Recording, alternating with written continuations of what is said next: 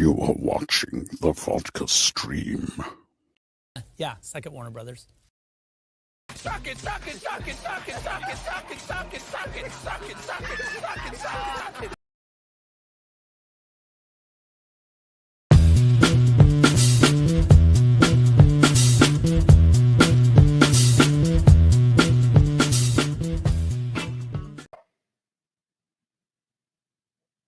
Should probably plug in the mic, you know, when you're setting everything up and you forget to plug in the mic.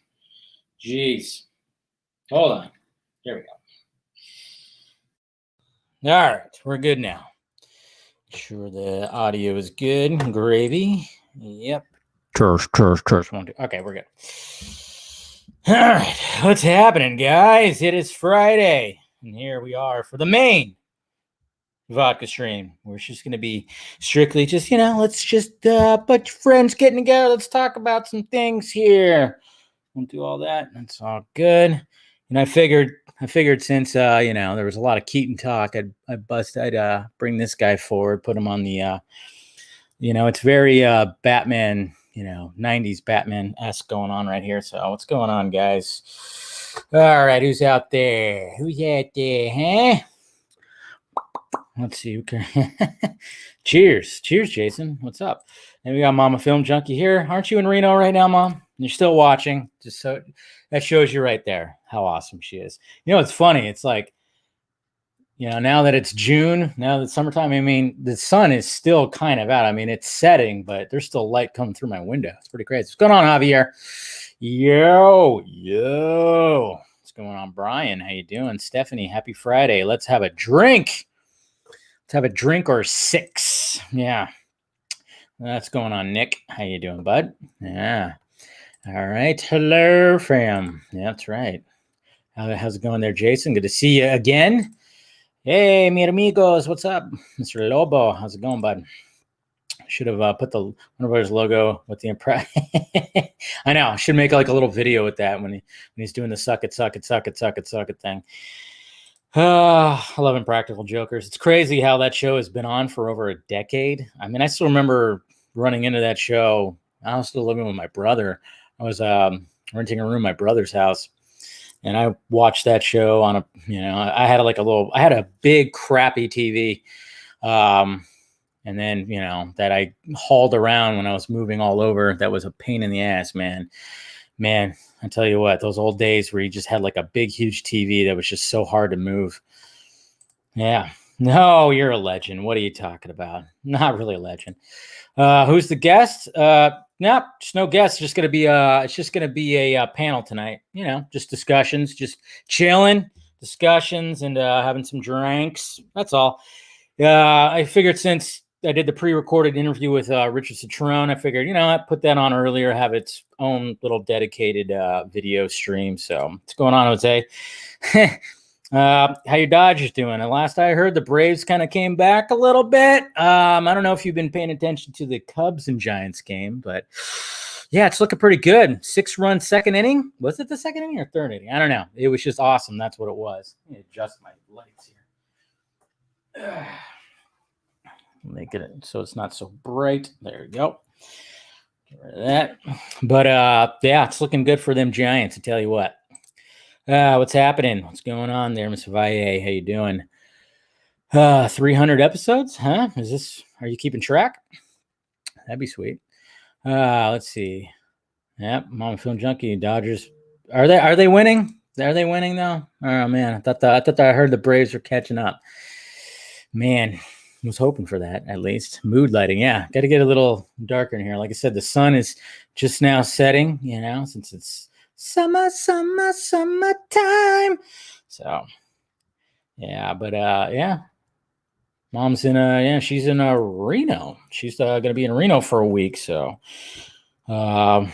Reno, I know I've been there, but never I don't think I've ever stayed there, but it's all cool stuff. But got some Jameson tonight, so I have a little story here. Freaking, I tell you what.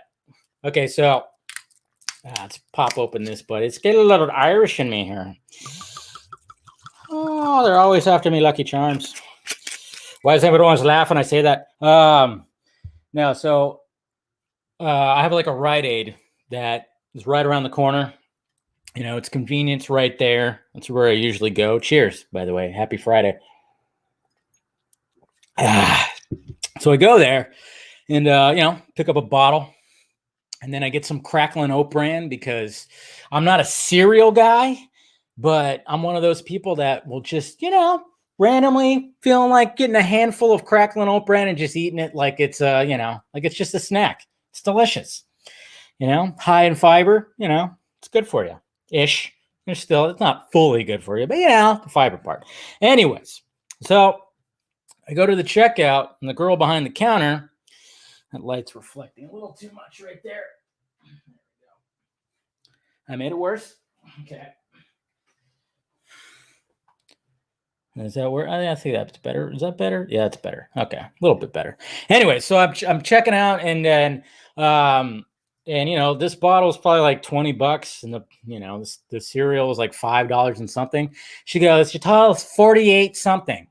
And I went, 48? What the hell? And I went, wait, how much was the bottle? And I was like, it was baffling me. I was going like, how the hell is it $48 for a bottle of that, and then a small box of cereal? And she was just totally like, she gave me like a little bit of that, you know, a little bit of attitude. She was not having a good day, because she goes, "It's 48, blah, blah, blah." And I'm like, no, wait, I don't think. And then I started going through, and then I was like, wait a minute. And then she all of a sudden just pulls out the receipt, and I look at it. She charged me for the bottle twice. I'm like, oh, no. I'm like, yeah, you charged me for the bottle twice. And then she went, oh, and then proceeded on doing the thing, and then just gave me the change, you know, the difference, which was like $21 or something like that. But it was funny because there was no, oh, I'm sorry, I didn't mean to do, but nothing. It was just, oh. And then she did her thing, and I was just kind of it's funny because I'm just looking at her. You know, I have my sunglasses on, and I'm just kind of going, she's just not going to acknowledge that she made a mistake. Sure enough, she did not. And then she gives out a big, huge yawn as she's about to like give me my change. Like, oh. And I was just, I started laughing, and I'm like, thank you. I went, thank you. And I was like, get some caffeine in you. Okay. You know, I just walked out. No acknowledgement. I mean, it just kind of shows you right there. I was like, man, you are just not having a good day, are you? So it was just kind of funny, you know, because usually in customer service, you mess up on someone checking out, you know, I usually apologize about it. It's not like I was like begging for an apology, but it's just something you kind of do. You know, I used to work with customer service. You got to just, you know, you made a mistake, acknowledge it, move on, be fine, you know. But man, she was just like, she wasn't having it. She just was not having it. She definitely was not having it. So that was funny. That was funny. Plot twist. She was Anne with a plan. Ha ha ha ha ha ha. Yeah. See, that's exactly. There you go. So that's why Jose is subscribed to me right there. Makes sense. Ooh, Dodgers. I like craft beers. Yeah, craft beers are good. You know, I just prefer the, you know, just sip on something. But yeah, every now and again, I'll feel like, hey, you know what? I feel like having like a good beer. Anytime I go somewhere, though, if I'm like at a bar or, you know, anywhere, usually I'm drinking like some kind of craft beer. So yeah. But yeah, on your Scotch whiskey this time, yes. That's pretty good. Nice. So yeah, story. So that was my story about getting this bottle of Jameson. It was just kind of like, man, someone is just not having a good day, and she was probably tired. And I'm going, man, just get yourself a coffee and be alert. I mean, you're serving customers here, charging me twice, charging me double for you know, a regular bottle of Jameson. Oh well. Hopefully she gets some sleep tonight. Anyways, but all right, let's see, Karen. So the Dodgers are winning. Jeez, you got Vino tonight. Good for you. Cool. What's going on, Miss? What's going on, DeAndre? How you doing? She was trying to scam me. I know, right, Mom? I mean, geez. Yeah, people at Rite Aid usually, hey, especially over here. I mean, that's the thing. Is like, you know, I like Rite Aid because it's convenient, in and out. Usually, you know, just go get a bottle of something. I mean, unless I'm looking for something really unique, obviously, then I'll go to like a liquor store or like you know, a Bevmo or something like that. But usually with Rite Aid, their alcohol is cheaper. they got other stuff that I can get to, just in case, like maybe I needed something else. So, and it's just right there. It's convenient. It's because over here when I try to, I live right next to the freeway, so it could get really backed up and really congested, especially, of course, Friday night rush hour time. I try to avoid certain, where the on and off ramps are, because it gets very congested. So when it comes to the Rite Aid, it's just right there away from all that. So that's why I usually go there and everything. So, but we're all good, man. And then I came home, made some dinner, watched the Giants score 6 runs in 1 inning. It was great. So let's have some fun tonight, guys. Let's have some fun. We got Joey here. What's up, bud? How you doing? Let's see. Okay, so we got everybody here. All right, let me make sure I got this going. That's good. Display the names. All right, we got Mr. Scott McClellan showing up first. What's up, sir? I know. I feel kind of bad. It's been like 3. This is like 2 weeks in a row. I was just like, it wasn't like I was avoiding the vodka stream. It's just yes, you were. How dare you? Well, I like sleep more. Yeah. No, I get it. No, it's funny because I mean, usually we'll talk a little bit before the Batman Fanimated, and I know you've been kind of. It's been kind of. I get it though, because end of the year for you, obviously. So now you're on summer vacation. So school's out for summer. Yeah. Yes. Yeah, it's gotta be nice to wrap it all up and then just kind of go like, I'm off for how long are you off? 2.5 months? 2 months? 2 months, because I go back like August 4th. Oh wow. It's so weird how it is now, because I'm trying to remember how was it when, like when we were kids? Like what was no, there were like now we do September. Like 4. Yeah, it was like 4 9-week periods.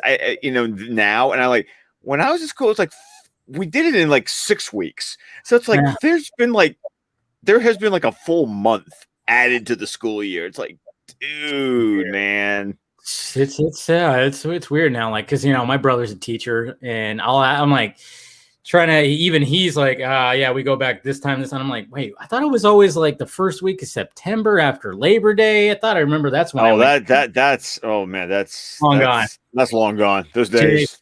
Those days are long gone. Back in our day, we can start back till after Labor Day. Exactly. And don't wear white after Labor Day, kids. I never understood that. Remember that whole thing where it's like, don't wear white after Labor Day? What was that? I never even knew the history. Summer. The idea that white would be a summer thing, and that when you're after Labor Day, you've kind of moved past that season. Okay, interesting. Very interesting. I think I've always heard it on like sitcoms or something like that. Yeah. And never really looked up the history of all that. But what was funny too is like when I moved to California, I moved when I was in 4th grade, and they did year-round school here. Oh yeah, yeah. So it was like, so basically, you don't get like a full summer off. I got 2 weeks off during the summer, but you get like I think in like March or February. Oh, you get like a giant spring. Oh yeah, you get a month off. You get 4 weeks off. Like I would get 4 weeks off in December. I remember I would get 4 weeks off because I was in the certain track that I was on. It was 4 weeks off plus the 2 weeks of winter vacation. So I had 6 weeks off, like in the month of like, starting in Thanksgiving, like right into December. It was great. It was fantastic. But like I said, the trade-off is you don't get a summer. I had 2 weeks off in the summer. So you didn't really, but at the same time, it was kind of cool. And it was, my mom actually kind of liked it too. She liked the fact that I wasn't going to be just like home for 3 months during a summer or something like that. So, and I was old enough to watch myself at that point. So exactly. Yeah. So it wasn't anything like, where she needed to get a babysitter or anything like that. But yeah, it was very interesting to go to that. And then all of a sudden, getting into junior high and then, high school to go back to, okay, now you're just school year and then you're off for the summer. Yeah. It was a little interesting to get used to that. So I forgot to tweet that you were on the stream. Jeez, where are my manners? It's perfectly fine. I've been very busy this week, Still pretty busy?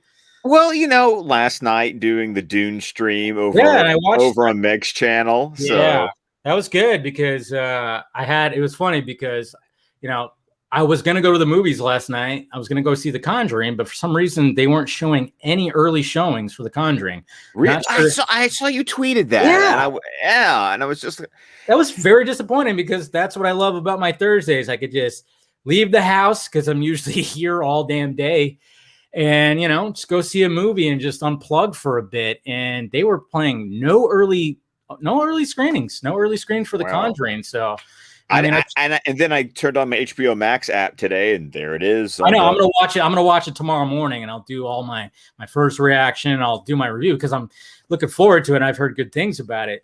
But yeah, so then I was like, all right, put on the game, and then I saw you guys were on. I was like, okay, let me see where they're at because I'm also reading it too, but I'm not sure exactly. But some of the stuff you guys were talking about, I'm like, oh yeah.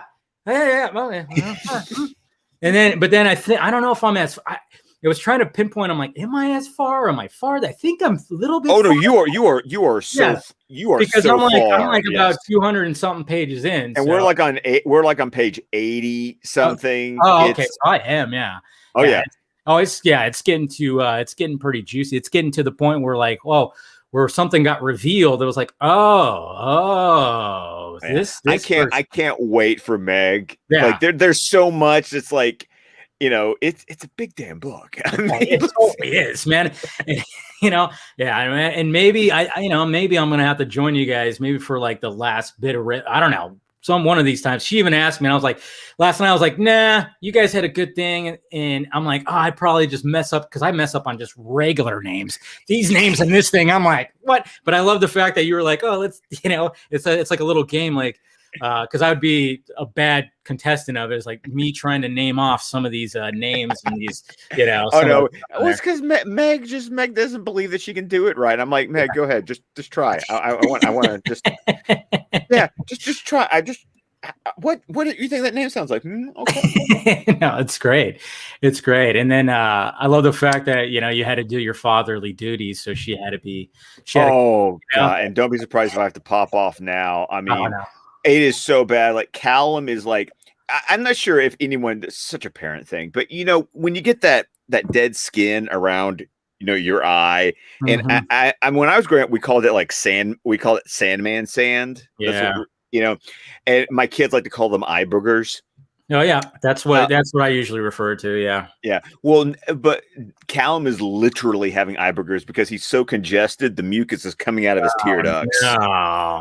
So he's just miserable, huh? He is miserable. And so there's like 15 minutes of the stream last night that I just gotta go. She did a good job. She did a good job. I was like, I told her I got to do toys. It was so much fun. Exactly. All right, we got Mr. Garza showing up. Hey, Garza. Yo, what's up, man? Hey, your mic. Your mic's a little low. It's low, or is it not? It's low. No, we could hear you. It's just low. Can you hear me now? Yeah. Oh yeah. There we go. Yeah, you're good now. Yeah. You're good now. I didn't want it. I didn't know if it's like you can hear like the ambiance or whatever. Oh no. It's not that you're good now. You just had to turn up the volume on the mic. Yeah. Good.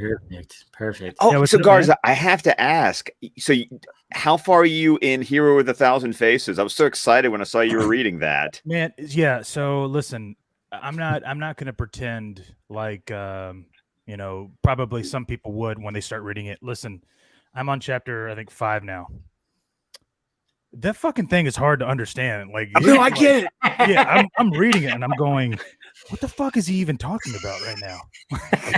Like, and so my hope and my plan is I'm gonna read it and I'm just gonna power through it, like trying to understand some of the concepts that I feel that he's even talking about, because I have no fucking idea what he's talking about. And I'm gonna read it again to see if I could understand it. You know what I mean? Oh, absolutely, yes. Yeah, this is Campbell, right? Yeah, because I feel like, remember when I told you I wasn't ready for Henry Miller, Tropic of Cancer? Yeah. I was like, when I was reading that, in 2016, I wasn't ready for it. That's what I feel like with this book. I'm like, dude, this is these concepts that he has, like in sometimes, like not all the time, but in some of them, I'll read a paragraph. I'm like, what the fuck did I just read? Like, I don't, I Oh don't know. no, I mean, what I wasn't prepared for when I read it was how much he connected it to psychoanalysis. Yeah, exactly. That was the part that I was ready for the comparative mythology, Mhm. but the Freud and Jung and all the Yeah. psychoanalysis The stuff, because he wrote it in dreams the and all that stuff. oh yeah, because he wrote it in the 40s. So like Mhm. he's like coming right off the coattails of that being like the thing in psychology. Mhm. So I was not prepared for that. Yeah.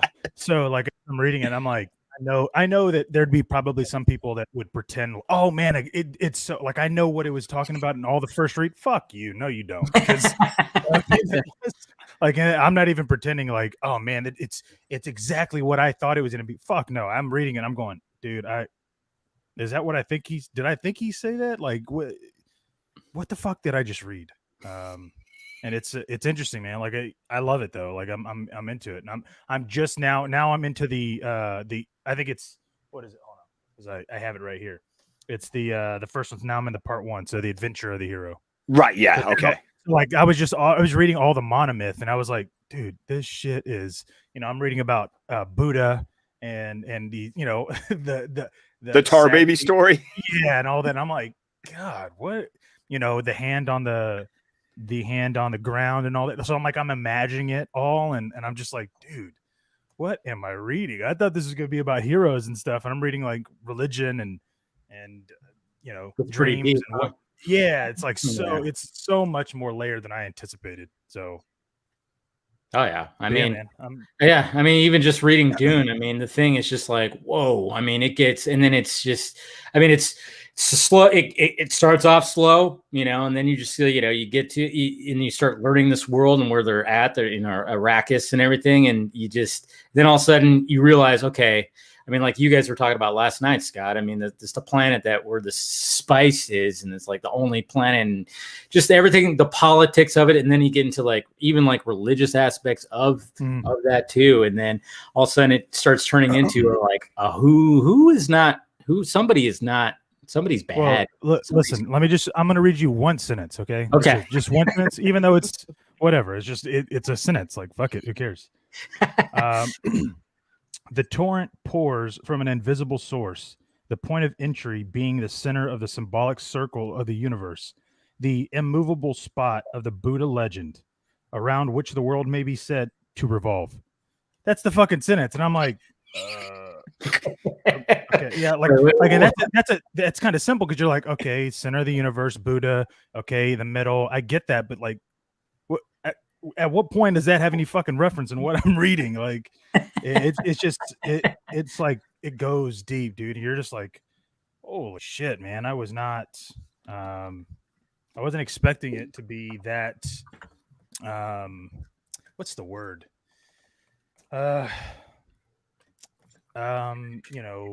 Not analytical, because that's not it. It's just like having these, like this like the way it's written, It's very academic, I will say yes, that. there you go. Yes.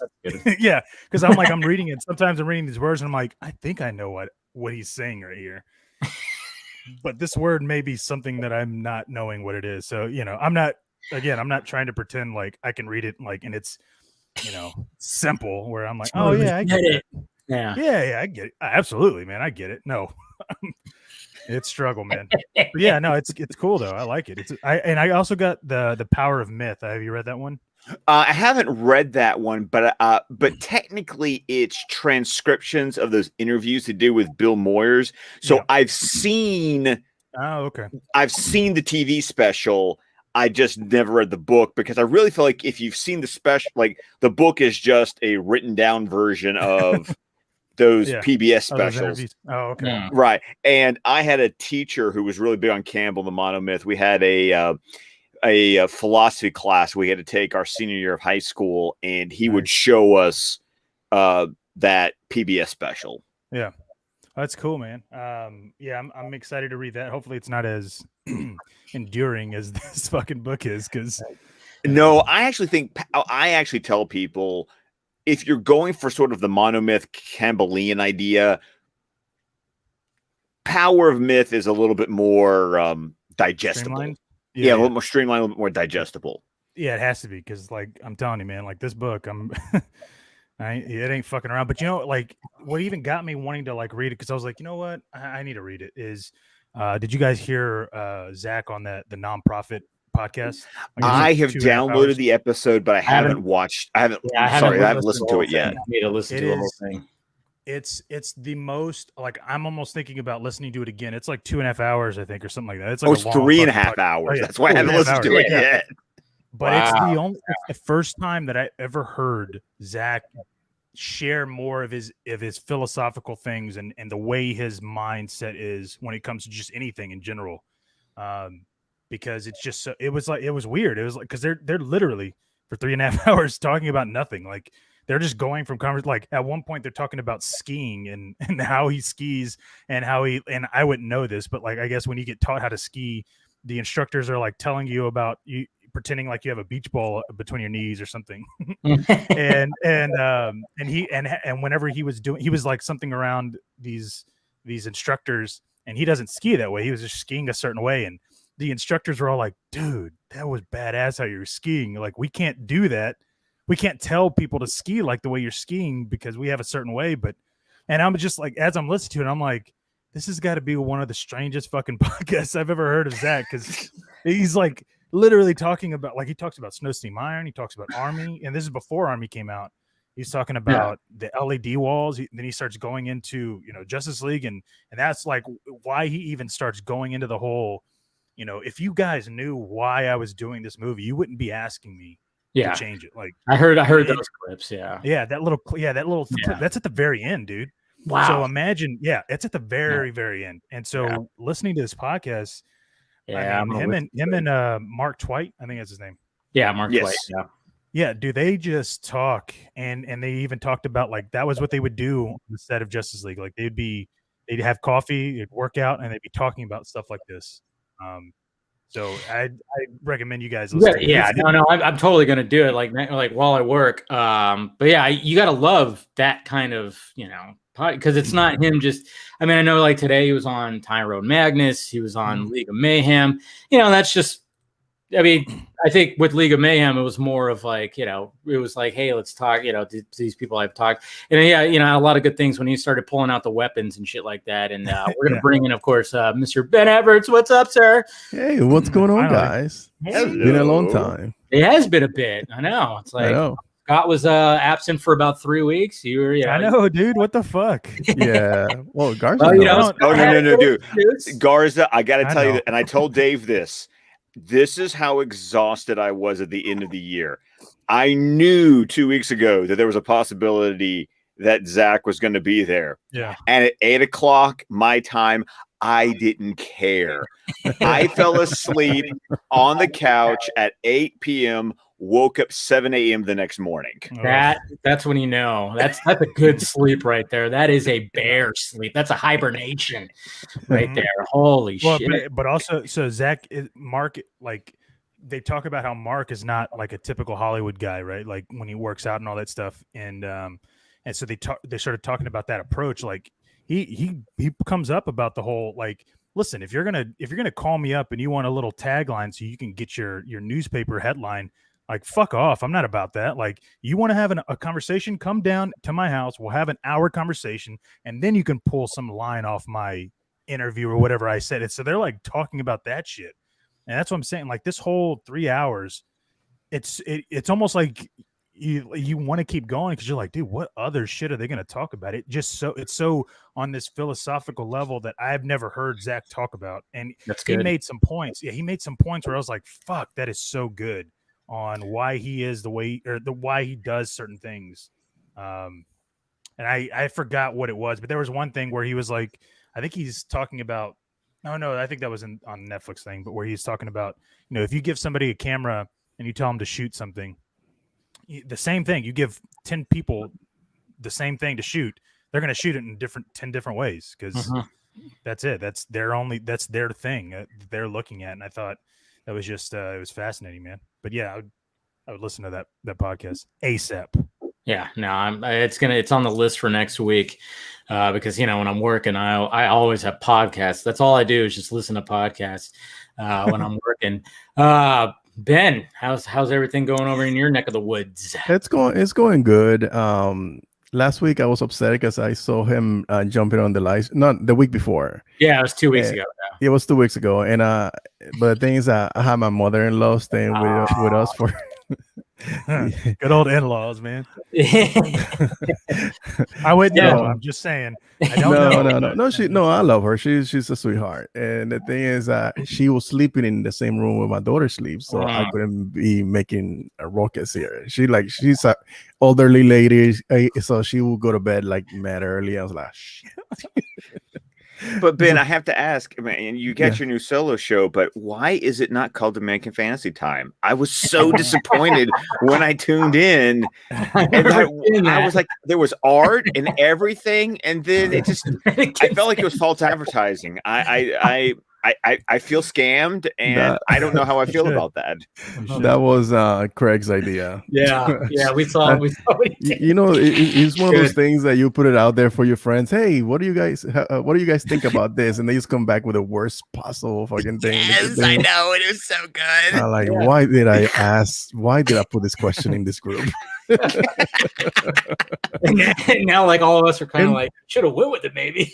Yeah, no, you know what? I kind of felt that way. You thought about it, didn't you? You were like, yeah, I thought about it afterwards. Like, maybe I should have listened to Craig. Yeah. So I think I sent the message to you guys, and I was just blown away. Like, dude, I was talking to my best friend Jade today, and I was kind of giving her the rundown. Like, we were to who? Things. My friend Jade. Did you say best friend? Because I'm right here, dude. Oh, jeez. Physical best friend. How about that? I'm sorry. Okay. She lives here. Okay. I know Ben's all. Look over here. Yeah.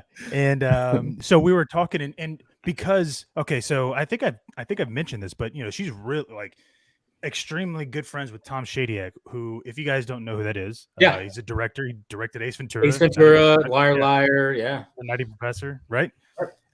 And wait till I get to the part where she talks about this. But anyway, so we're talking about Zach and all that, and then she brings up that in 2011 for New Year's Eve, Tom had she went to his New Year's Eve party, and she was like, who is the director that he did the Batman film? And I was like, because I'm thinking, okay, well, if he's a director for like Ace Ventura, which is the 90s, I'm thinking Schumacher. I'm going Tim Burton. She's like, no, and I was like, Schumacher, because he's he passed away. She's like, no. And I was like, well, Zach did BV. Like, I'm thinking of all of them because I'm not thinking anything else. I'm like, well, Zach did Batman, like Ben Affleck's Batman. She's like, no, it's not.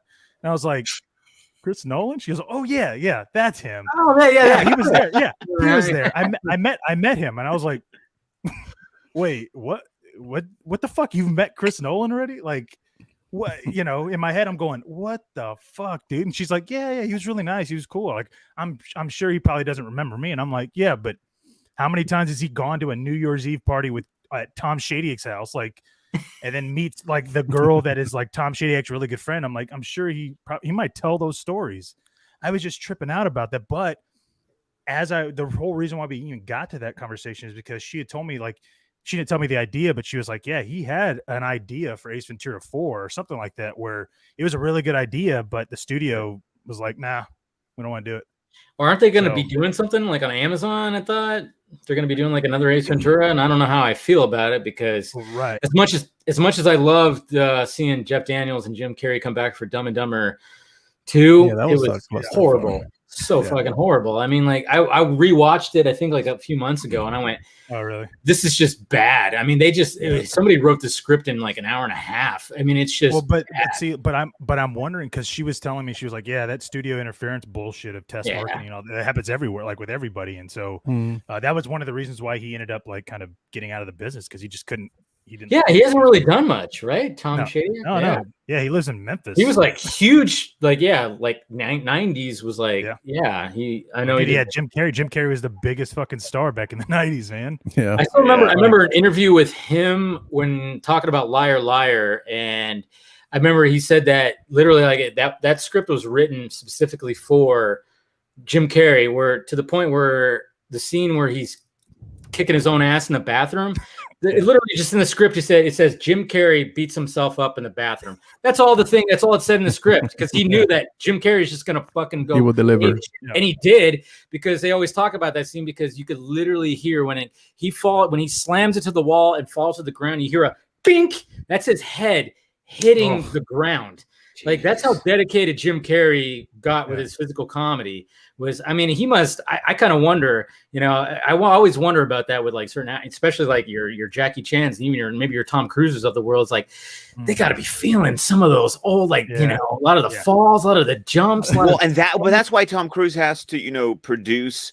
I remember hearing this, I think, with like Mission Impossible 3, why he had to really kind of start producing his own films because he had to pay the insurance so that he could do. Well, that's what Richard Citrone said. Stunts. When I was talking to Citrone, he talked because I wanted to ask him like, how do you feel about actors that do their own stunts, and how does like the stunt community feel about it? And he said like stunt coordinators don't like that because they're the ones that are like trying to keep everybody good. So they're like always like that. But Tom Cruise is well respected for the work he does, and he goes, how he could pull that off is because yes, he produces his own movies, so he's essentially. It's his own productions that so he can actually do all that, and then like you said, the insurance company and stuff like that. So yeah, man. But you gotta believe that some of these guys are feeling some of those especially physical comedy, man. I can only imagine like with some of these guys. All right, and so I just thought I was like on that movie. It's a scary movie with the little girl gets the head cut off. Hereditary. Hereditary, yeah.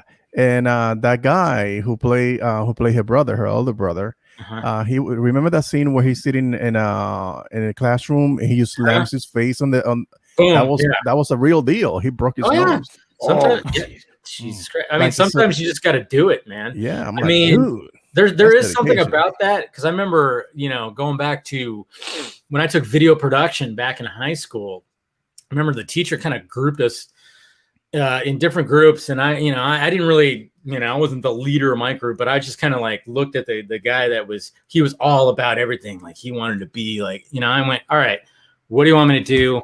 I could do all, I'm like goofy, whatever the fuck. And there was like one where we were doing like a funny demonstration video for something. I don't know. It was like, and I had to carry all these books and then just kind of fall down. And I literally just dropped the books and slammed down on the ground. I had a bruise on my ass cheek that was just huge. Like, I slammed hard.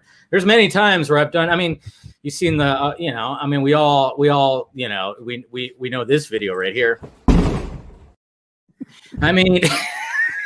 Luckily those doors gave, but man, I that's fully my head just 100% going right into that door right there. Well, and back in my theater days, stage combat, there's two different ways to do it. It's either A, how do you fake it? Or B, how do you make contact but do it in a safe manner?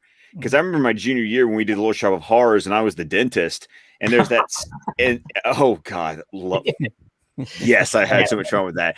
But there's this scene where it's when they're singing oh god, what's that? It's the one where the Feed Me song, where Audrey 2 is convincing Seymour, and the dentist walks back in with Audrey and he slaps her across the face, and I had to slap this girl every night across the face. And dude, I'm going to tell you, there's nothing that will make you hold your breath harder than insulting a woman to her face and then making sure that these three fingers, because when you slap, it was literally spread this apart and get these three fingers to hit the fatty part of your cheek, and you would kind of blow a little air there, so there was something for you to smack them, and because you wanted to get the sound too, because it's on stage, so you wanted to hear that whack. Because I remember one night I hit her just right where it wasn't going to hurt her, and I remember hearing someone else go, "Oh boy!" Like, someone in the audience got a little too into it, and I'm like, "Don't worry. The more you hate me, the more I'm doing my job." Yeah. Jeez. And even going back to what you said, like your friend met Chris Nolan. I mean, one of the things I don't know if you guys watched the Citroen interview, but like I loved how he kind of he kind of blew my mind a little bit, where because we talked about Man of Steel and how Chris called up Zack, and he goes and Richard just goes, yeah, I mean, Zack was trying to pitch a Star Wars movie around that time. He's all, can you imagine? He's all, imagine if Chris Nolan didn't make that phone call, where would we be right now? And I went, wolf, dude. Well, and what's interesting about that is that when she met Chris Nolan is right whenever he was going for Zack, because that was 2011. So it's weird. He was remember. Yeah, and I was just like, dude, because the whole reason why she was like, do you think Chris Nolan knows Zack? I was like, because she's, she knows people in the industry. She's been in the industry. She lived in Hollywood. Dude, this girl lived at the Pollo Mansion for a little bit. When Hugh Hefner was alive, obviously. Yeah. But like the fact that she was like, do you think Chris Nolan would know Zack? I was like, yeah, it's because of Chris Nolan that like you met him literally at the point in time when he was probably trying to get Zack to do Man of Steel.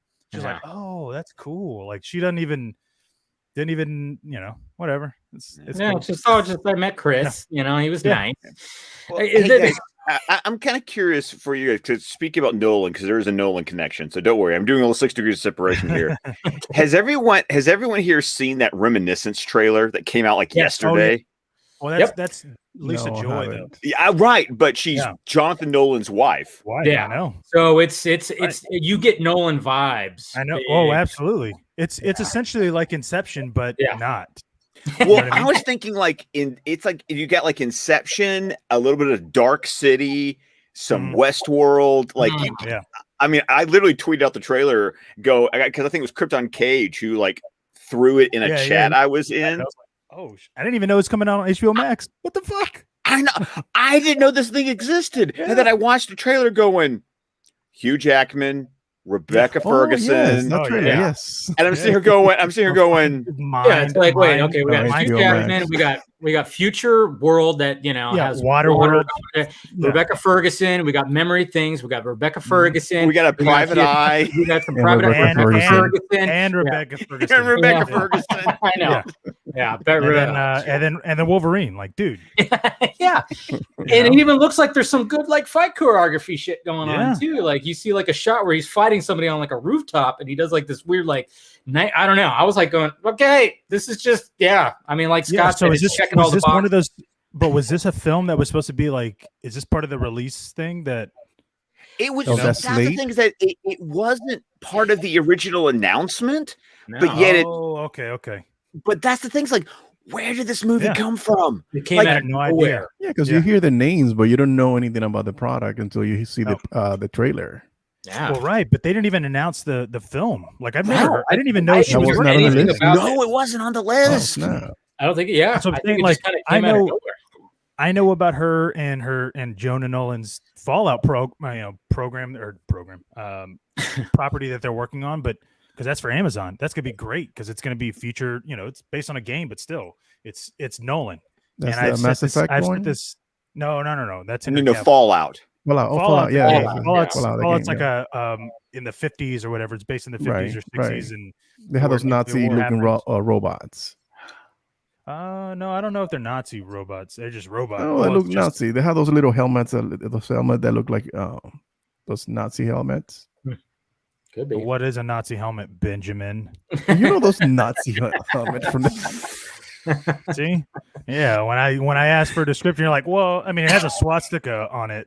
No, dude, that's not what it is. No, it's Fallout's like post-apocalyptic, like nuclear war thing, where they're in bunkers and shit, and they're trying to go out. And anyways, so, but I am interested. Why wouldn't they say, because they just say the creator from the co-creator of Westworld. They don't, I know. It's like, and that's weird because Lisa Joy is writing it and directing it, and that's it. It's like give her a little bit more. I know, But I know they do that. They like to do that though because I know. you know, just to sell the movie, they go like, okay, what has this person? What are they known for? So they got to like do that whole thing. I mean, I always hate it. It's like, you know, it's always funny too when you get like a cast and it goes like Academy Award winner. You know, Leonardo DiCaprio, Academy Award winner, and then all of a sudden, like you get to one person, it's like Academy Award nominee. It's like didn't quite win. They didn't. And then you get the person and featuring. Yeah. Like, oh wow. Cool. They always try to like put those labels just to sell it just a little more. Yeah, no, that film looks legit. It looks legit, and I'm participating in the viral marketing they're doing. Where like I texted, like there's and if you check my Twitter, I retweeted the tweet from the. They have a at Reminiscence Film. They have a Twitter account that you can follow, and they have a thing where you sign up for text messages, and you even like can add them like the firm that Hugh Jackman runs. You can add them as a contact in your phone. Oh wow! And like you're doing like reminiscence sessions through text message, and you get like audio clips with Hugh Jackman.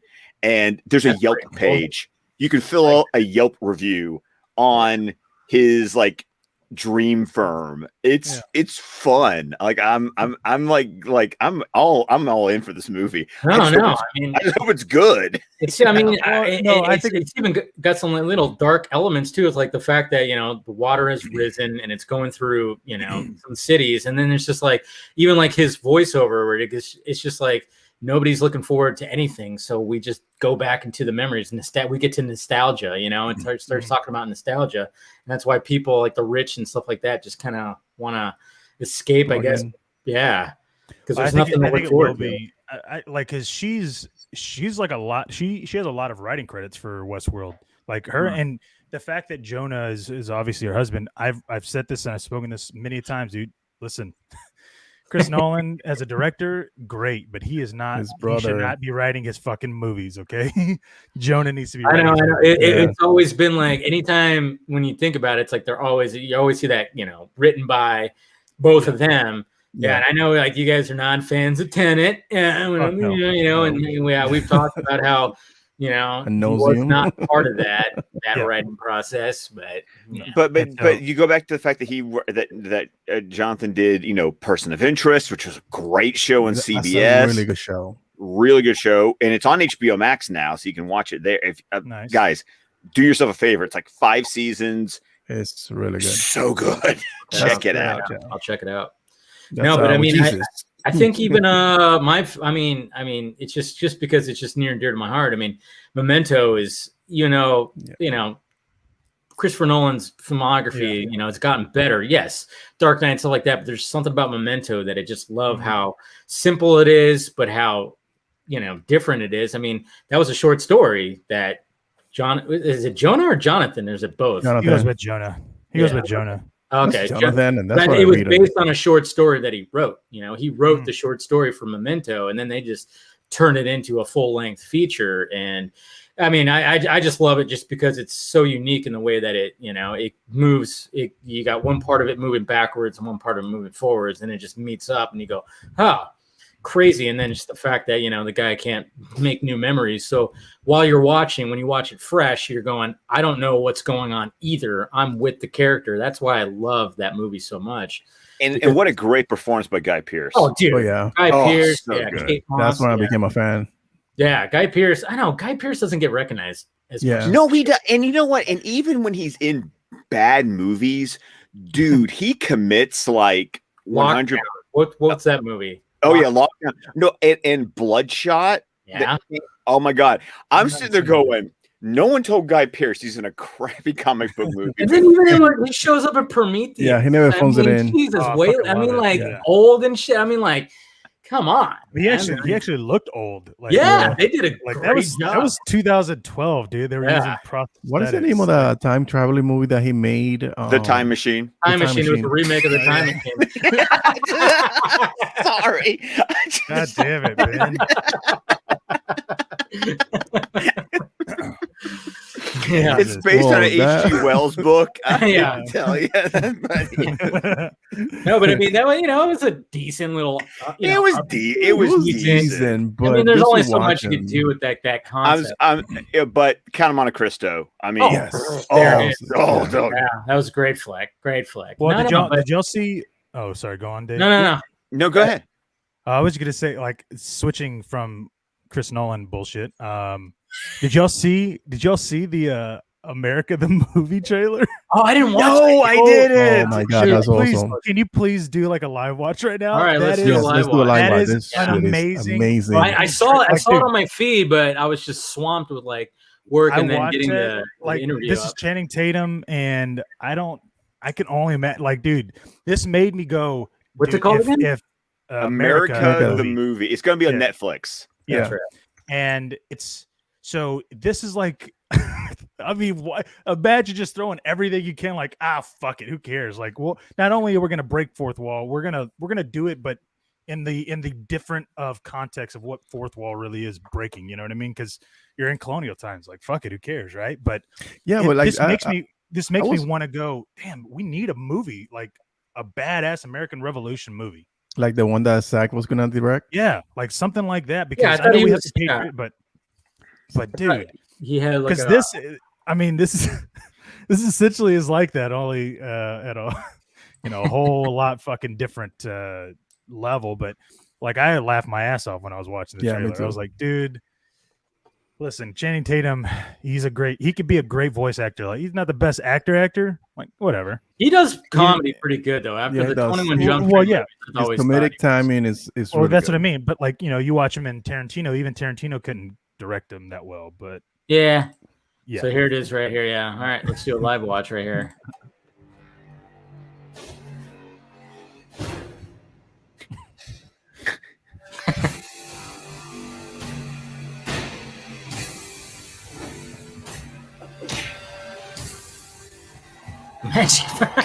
There he goes. There he goes.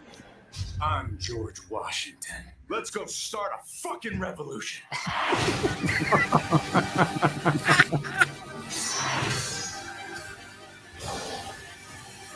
Ding dong. It's America, motherfucker. Did you practice that line in the car on your way here? What the fuck is a car? Holy shit. Nice. I can't ask you to go in there with me. Yeah, good. Because no. Great. Good luck. Whoa, whoa, whoa. Charge! So you want me, a black dude, to play lookout for you while you break the law?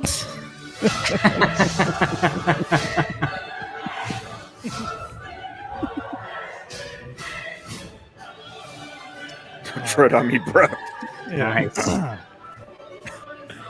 Simon Pegg. Nice. Simon Pegg.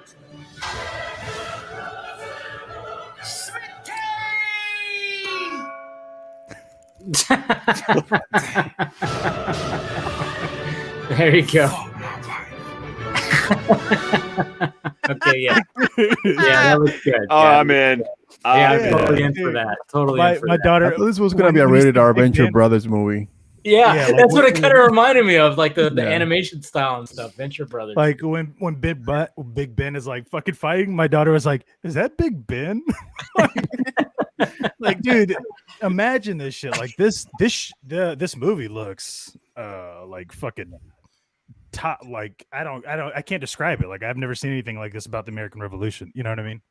All I can think of that is that I'm going to go from last 4th of July, going from Hamilton to this 4th of July, watching Wow. that. Yeah, it's quite yeah, dude. quite a Going backwards there, Right. buddy. America. America. Regressing. Like, and I think and I wonder how this is going to play out, because you got to think about it. Like, I was thinking about it after I watched it. I was like, why isn't there like something about the American Revolution? And then I started thinking, well, other than America, we're not really liked too much. And then to then take this revolution, right, this war epic, and Right. think that other people, I mean, I feel like they would if it's good enough, right? Because I know 300, because I think this is something that Zach talks about in that in the Profit one. the podcast. Profit, yeah. Right. Yeah, where he's like, he says, like, if it's just good action, people are gonna go see it. Yeah. You know, and that's, you know, I didn't care about the Persian army, you know, trying to fight Leonidas, but I did when I saw Zach did it. You know what I mean? And it was like, I feel like if you do it correctly, you can get people to invest in this American Revolution. But I don't know. Like, maybe it'd be too America for everybody else. America. And, America you know what I mean? first. Like, wouldn't it? Like, I don't know. Well, unless you went this way, unless you went to this, like, yeah, extreme because you're length. kind of making a spoof of it, joke of it all. Yeah. You know, you're overdoing it. You're making it meta. I mean, that's what you got to do sometimes, because sometimes when you're looking at the news and you're seeing some of the, I mean, when you see some of the people on, you know, whatever side, you know, you just kind of look and go, holy shit. I mean, is that real? There's no way that can be real. You know, I mean, look what happened in January. I mean, that whole thing, you know, it's just going, was that really happened? Like, and then at the same time you go, they were literally taking selfies and taking things. I mean, it was like, it almost was a joke, but then some serious shit did happen there. Yeah. I mean, it really did. And then of course it's like, it's not good that the fact that these people were able to storm, you know. Yeah, it was like dude, imagine me telling you, hey, listen, I don't know if we could do it, but we might actually be able to just literally walk onto the fucking White House and just storm in. Yeah. What do you think? You'd be like, are you fucking crazy? No, I'm not gonna get shot. Yeah. And when you go with a mob, I think your whole demeanor changes, because like me and you have that conversation. One of us is gonna say, "Are you out of your fucking mind?" Yeah. But if it's like a mob going over there, you get those mob muscle where you think that you're protected. I mean, there's a term for it. It's called mob mentality. Like it's actually been like studied, that there's a term for it. Like there really is a sense of when you lose your, there's a security and an anonymity. It's like the internet, you know. Twitter. Yeah, you're lost in the mass, and you're just acting on the impulse of what the group is doing. Yeah. Which is, again, that's why I'm saying, like, it would be interesting to see how this, you know, American Revolution, like in the light of, you know, America. I hope it doesn't get ruined by PC compliance. No, I think they're gonna push it. I hope so. I mean, Ben Franklin is is gender bent. That girl with a lightning thing, that's supposed to be Ben Franklin. And is it? Yeah. Science, bitch. Yeah, and the Indian is Geronimo. So I didn't know that. Yeah, so I hopefully, because like they wouldn't get it like a red band, because I wish like it would have gotten like red band type of trailer. Well, it's Netflix, they don't need to. Yeah, they don't need to. That's why I'm like, I'm a little, even though I'm enjoying it, I'm gonna watch it. I'm like, I hope they really go full on crazy with this animation. Well, but I think, and I just want people to shut up, you know, because there's gonna be some people who aren't going to appreciate. It's like South Park humor. As long as everyone gets offended, we're okay. Yeah, I think we are, because I mean, I know that they're probably going to make some England folk pretty offended too. Like, they show those guys with their fucked up teeth. I'm like, okay, you know, just. I got that joke. Just gotta lean into it, man. You gotta be able to make fun of yourselves. You know, that's the thing. And like you said, like the South Park, they go after everyone. You know? As soon as you're laughing at a joke that they're telling about someone else, all of a sudden you're gonna be pissed off because wait 5 seconds and they're gonna be making fun of something that you like. That's why I respect South Park so much, because it's like, as long as you go after everybody, have fun. Good. Yep, well, what's interesting too is that, you know, this is the beautiful thing about like specifically the streaming thing. Like, I didn't know this shit was happening. Like, please tell me anybody act like they knew that this fucking movie was coming out and it was going to be like this. No, I didn't know it was coming out. I knew the movie was coming out only because of that commercial. Remember the like one of they had 2 commercials that came out at different points in the spring, touting all the movies that were coming out this year. I'm talking about like in development, like year. No, not at all. No, this is real. Like how long have we known about, you know, some of these movies? Dune, you know, obviously the Batman, like all these movies that we've known about, you know, that we're just like waiting for, and like something like this on Netflix can come out with a trailer, and I'm like, holy shit, I want to watch it. I get 30 days or whatever until I can watch it. Same thing with this Transcendence. Like, I had no idea that film was even a thing. And okay, I get to watch it in June, I think, on Sorry. That's funny. Jose, he had a good zinger right there for you. No, he comes to my live stream and he just gives it to me. Yeah. Not in a good way either. But yeah, but the beginning of that trailer started out kind of the way we were talking about, where it's just like it brought to you by, and it just tells you Archer and all these weird fucking things. Yeah. But also it has the meme in there of the fucking of Rocky, over the top. I think when they grab hands, whatever. Like, if that's what this film is going to be about, I can imagine they're probably going to be making fun of everybody. Even America. Like, well, and I'm interested. Did they have Thomas Jefferson in it? Like, I didn't see him in that trailer, but I've like. Right. Probably do. He's one of the founding fathers, right? Yeah. And so, like, I'm interested. Like, do you think that they're gonna? Because obviously, if they had this black character and he's aware. Yeah, that's what I'm hoping, that they don't shy away from what was going on around that time. Yeah. Well, yeah. Like, embrace it, make fun of it. It sounds like part of history. And Scott, you're the teacher here, so I got to ask you if I'm not correct, but I'm pretty sure Jefferson and Washington were owned slaves. Yeah, right. Yeah. What was that? What'd you say, Garza? That Jefferson and Washington both owned slaves at the time America was founded. Oh, absolutely, Virginia. Yeah, absolutely. Yeah. Actually, it's a known fact that not only do they own them, now they also let them go. Upon the thing was, the laws were written. Some people don't understand. The laws were written where even if you wanted to release your slaves, you actually couldn't. The best you could do is say in your will, upon my death, release. Free them, because there were laws written to stop people who, if they ever had that inclination. Now, not a lot of people had that inclination, but if you had that inclination, there was a lot. There were laws set up to. It's weird to nix that. Process? Oh, crap. Yeah, I didn't know that. I didn't know that. Yeah, damn, it's crazy. But they were the only two. So out of the four fathers, right? It's Washington, Jefferson, Franklin, right? And then who was the other one? Was there? Well, I mean, technically, you should give credit to John Adams. In because President number 2. And because once again, you get into the whole idea of the North and the South, where you have the South had the more agricultural society, where slavery was much more ingrained in the society.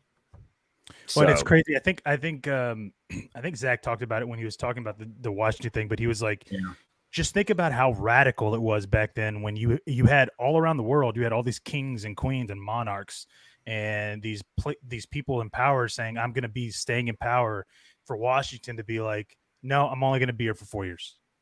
Yeah, I'm gonna let that power go to somebody else, whoever the people like. Dude, that is a pretty insane idea to do back then, because I'm sure he probably could have ruled for a lot longer than 4 years. Oh, people would have kept on electing Washington. Yeah. He was like, no. After 2 terms, he was like, yeah, I'm out. Yeah. I mean, that was even why the constitutional amendment was made to limit a president to 2 terms.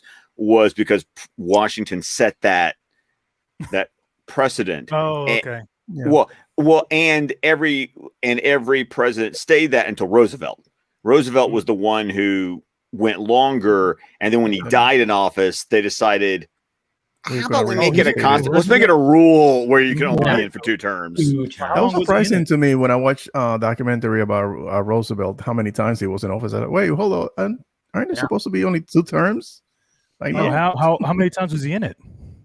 He died during his. He died in office on his third term, I think. Yeah. Damn, I didn't know that. Yeah. Which of course that's of course the joke in Watchmen, when Nixon got rid of the amendment so that he could be in office, continue to be the president. Yeah. He's like, I think I voted for that prick 5 times. I don't ever get that, because I'm like, well, he's only. I mean, technically, he would have voted because he was in his 3rd term, right? Yeah. It was the Nixon? third or fourth term. I'm Oh. trying to remember in Watchmen. Yeah, But I don't know because it's in the 80s. Yeah. So he had his term. He would have second term.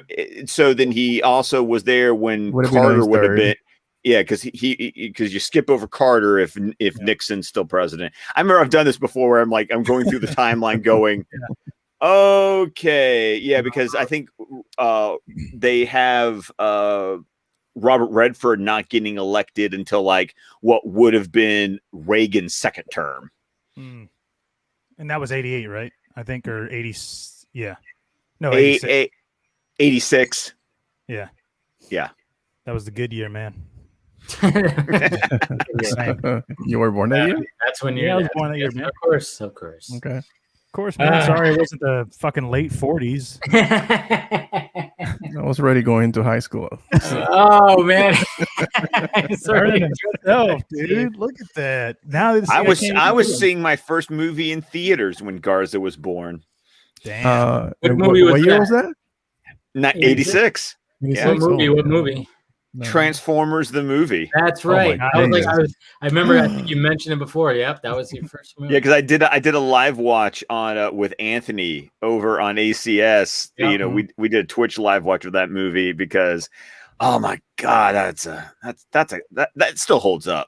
Did you cry when Optimus died? I did not cry. You know, that was the thing. I hear the stories about people who cried when Optimus died. I never cried when Optimus died. I was still just in the shock of, fuck, everyone's dying. Like, everyone dies in that movie. That's life, man. I'm just saying. That is life. No, I honestly think my first movie that I remember is Batman '89. That's you mean the Superior Suit? Superior Suit. Hey, sorry. This is the Superior Suit. This definitely is. The Superior Suit. By the way, speaking of Batman '89, beautiful segue there. Yes. That picture that Andy posted. Mm-hmm. I mean, did anyone just think that was like a fucking Jello shot or something? No, I made the joke in my video. I'm like, maybe Bruce was eating some jelly donut. No, that's blood. Yeah, it is National Donut Day. All right. Yeah. I did not know that. Yeah. Yeah, That's because true. I'm like, I know that's not real blood. Like, no. Like, it's definitely the blood that they use is the syrup substance, but substance. it's not, it doesn't look like that. Like if you look at it, it doesn't look blood because blood. It looks like jelly. It really does look like jelly. This dirt around the suit, so he could have gotten hurt. See, like, you see how dirty it is. Yeah, I know. I kind of noticed that too. I'm like, why is it dirty? Like he was scrapping with somebody. Well, and also it looks like the Watchmen button too. Yeah.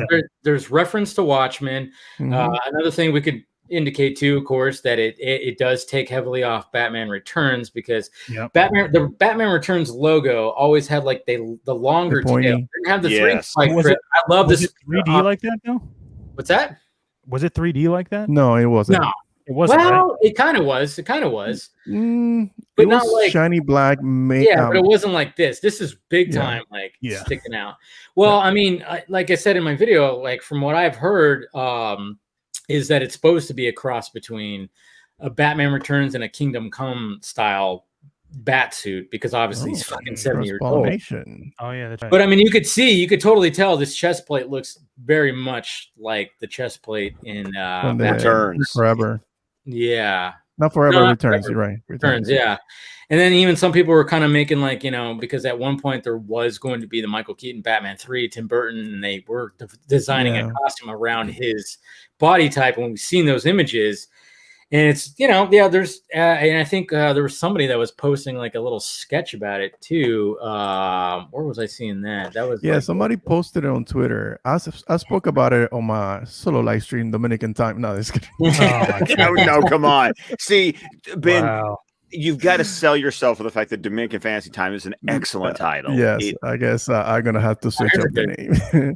But yeah, even the action figure was based on that design. It was not on the Batman Forever design that he wore in the movie. But so you can see the two comparisons right here. See, the tail was always like a little longer than the wings. Yeah, came to Batman Returns. So it's a whole brand new one. Yeah, and then of course look at the chest plate. Look at the chest. Yeah, look at the chest of where the neck is. The V. Yeah.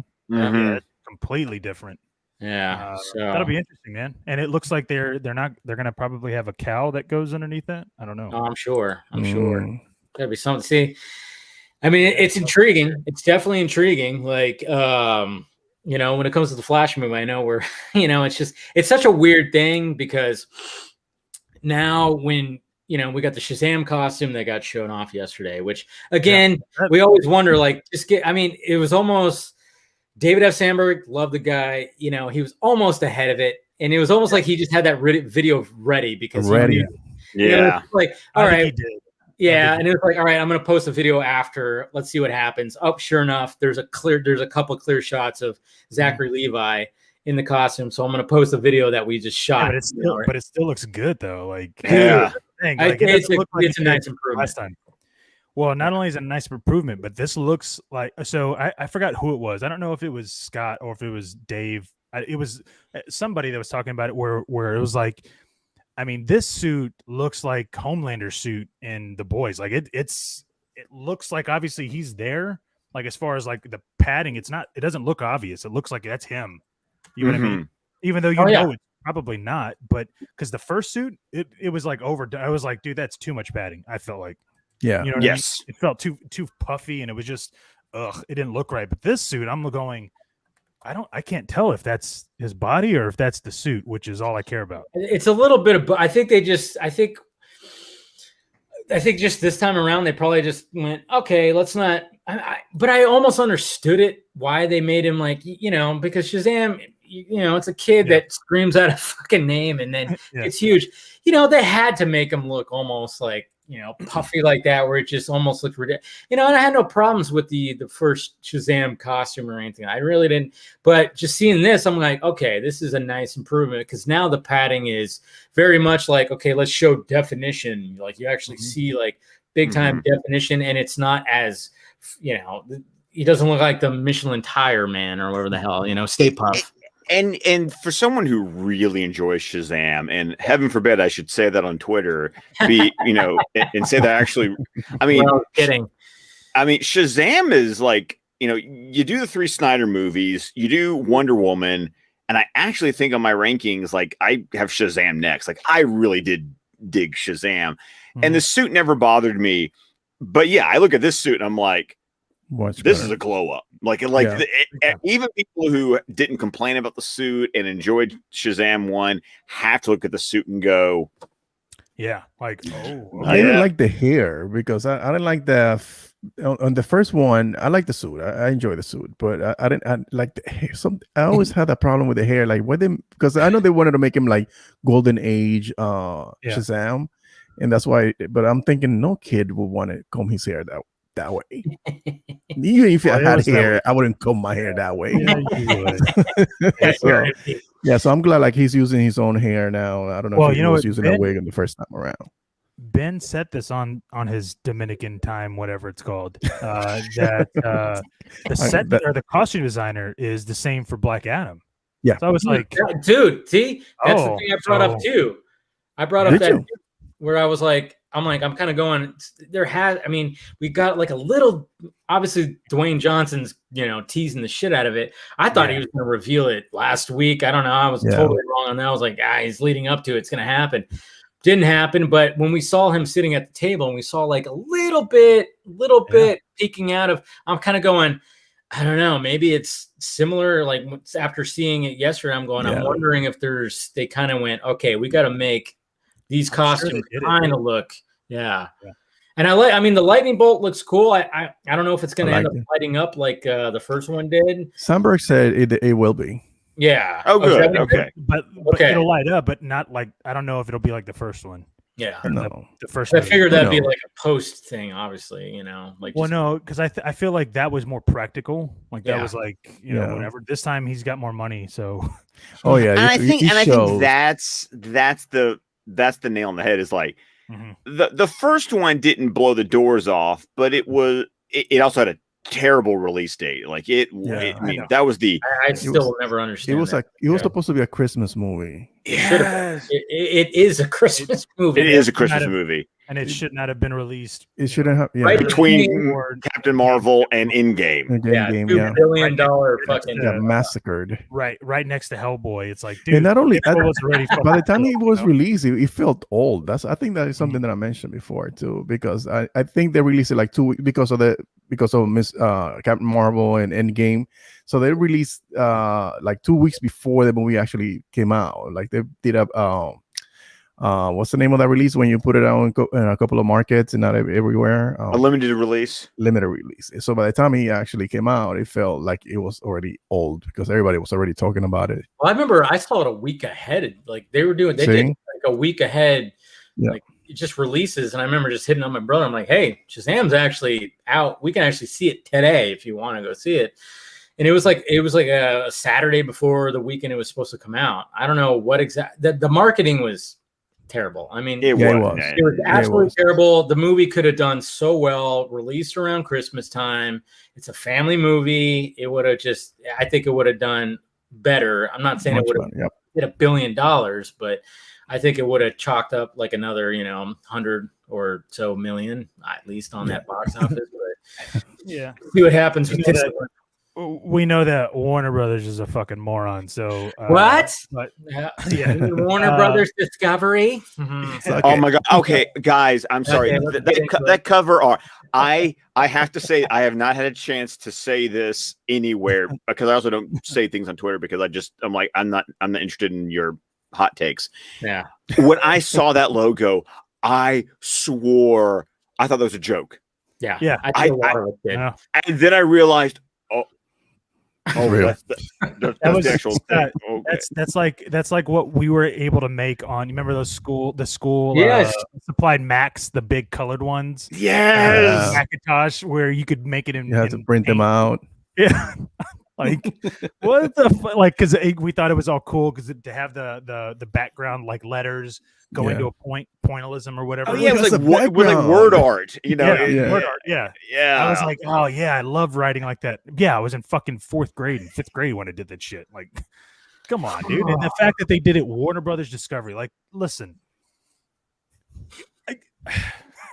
I mean, how fucking lazy do you have to be? I know, right? You know what? We have this new company, okay, guys. We're going to be combining Warner Media and all its assets, so Warner Brothers, all Warner Brothers Studios, all of that. We're going to be combining it with Discovery, okay, guys?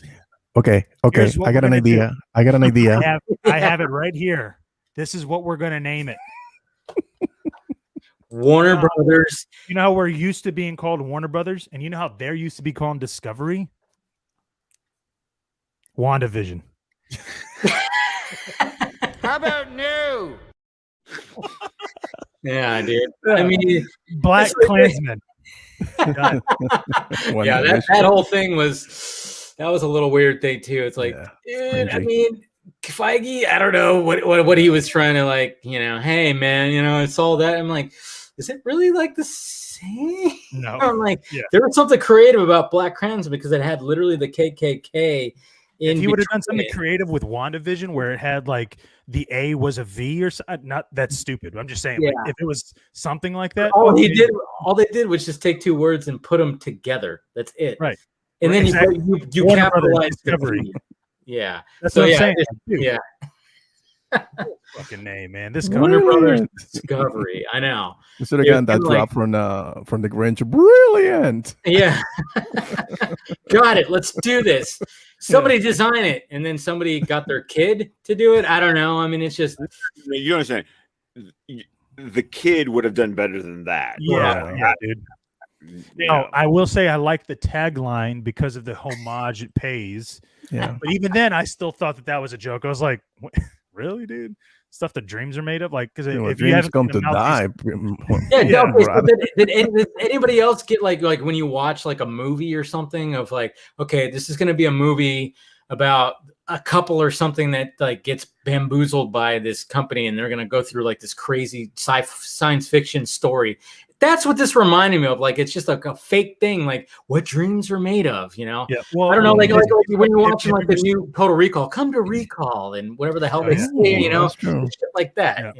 Well, have you seen the Maltese Falcon? Of course, I've seen the Maltese Falcon. Yeah, of course. I mean, come on. It's a classic film. Like it's a good film. I mean, Humphrey Bogart is great. Really good film. Yeah, Okay. but and he says that it's one of his lines that he says that it's like That's one where of they the got it. most I know that's where they pulled it from, right? It's like, the same thing. Like when Warner Brothers would end, every time Warner Brothers ends, it has that dun dun. It has that little ring or that jingle or whatever.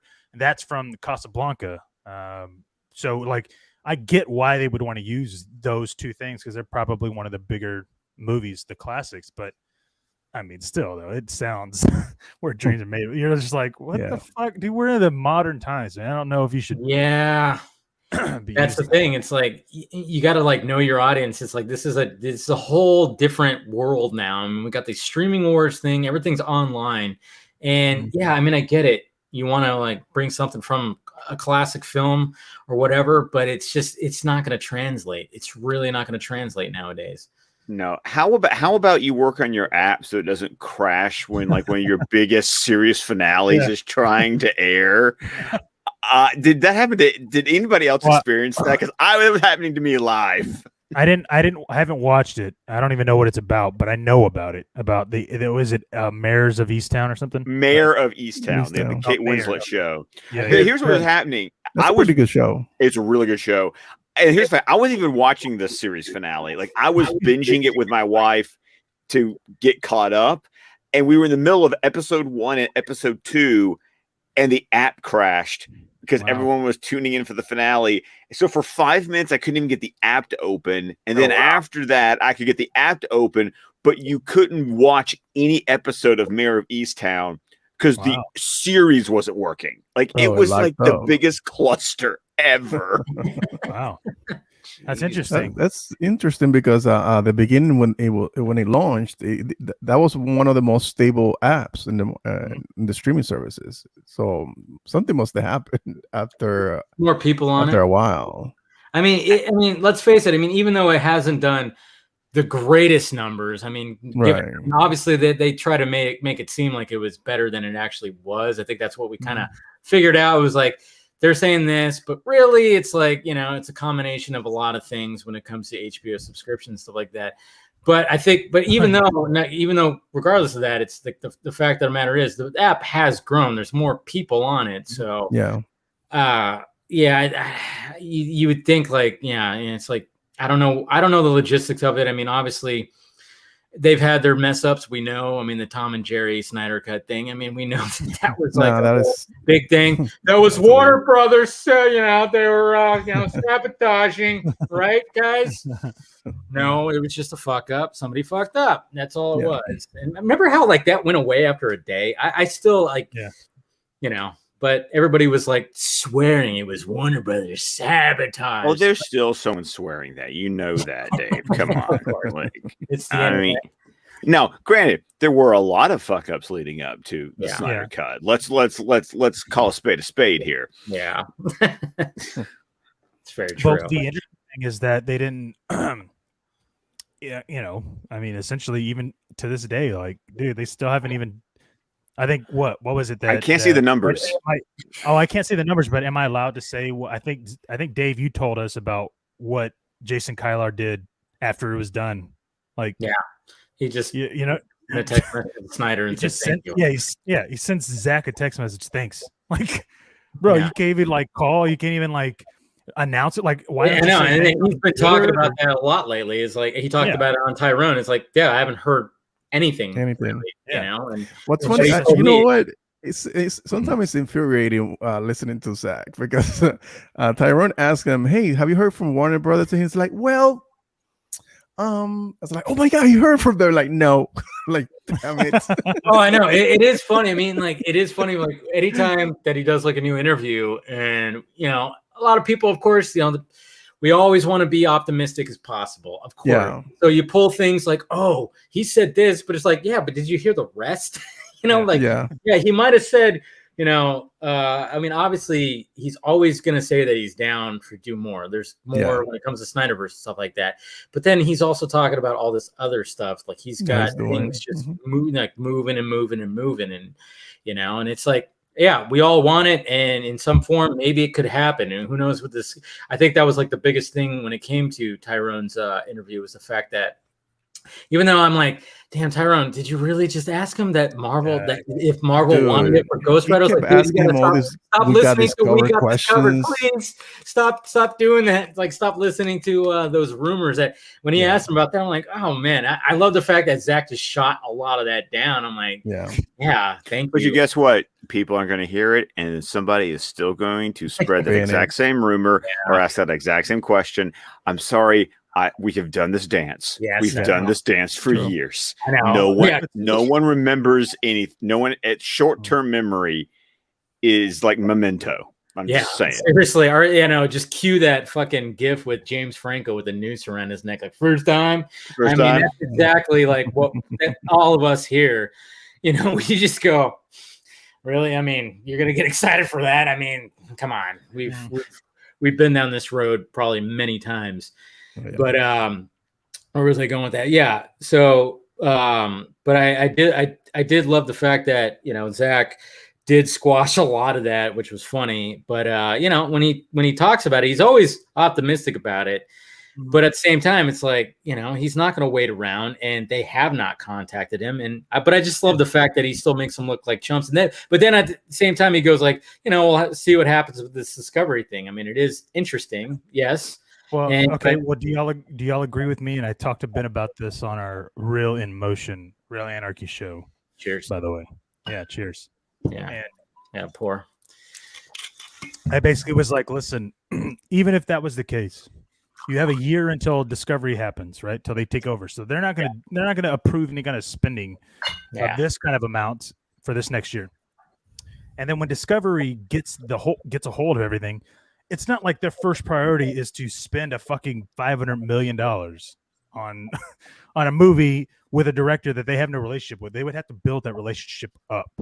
Yeah. Even if that is the case, and even if the actors and director have the time in their schedule to do it, which means you're talking about maybe 2025, maybe 26. Yeah, I mean that's one of the things that we have to realize is that if first off, I mean people are going to have to be rearranged or lose their jobs possibly in order for that to happen, and then it's just going to take time. Like if there's like they go, hey, you know what? We've seen the numbers. We've been watching it. I mean, you still can't see the numbers. I think Scott was waiting for me to do that drop when he was like, drop it. Yes, I was like, I was like, I think Scott was like wanting me to do that drop. So I was like, I gotta do it. But anyways, when it comes to this whole thing, it's like, okay, they're paying attention to that, I'm sure, but they can't really do anything about it. I mean, I think I even answered that question on Film Junkie Live, or I think it was Eric Blake who was like, well, do you think they're noticing? It's like, of course they're noticing it. They're a business. They saw that. They see the tweets. They see that there's like the ridiculous fan base behind Snyder. But like you said, it's not going to be for like another year until they take over. And then even if they go like, let's do it, then it's like, well, it's still going to be another 2, maybe even 3 before we even like get to the damn thing. I mean, there's going to be a lot of patience that we have to think about it this way. A lot of restructuring first. That too. Definitely, like specifically with Kylar, like, okay, I know. Well, he just basically is becoming not obsolete. See, that's another thing. That's another thing that I'm like trying to tell people is like, hey, with this David Zaslav, is that how you say his last name? Zaslav. I mean, don't start going, oh my God, it's going to be the savior. How many times have we said that about Ann? We said that about Walter. We said that about Jason. It's like, just relax a little bit. We're damaged goods. Okay. Yeah. Be a little like hesitant. Stop thinking that this new person. Be jaded. It's okay. Yeah, exactly. We've been hurt too many times. We jaded now. Fuck yes. It once again. And I think I said this over on the Real Talk show. It guys just don't. Yeah. Doesn't even matter.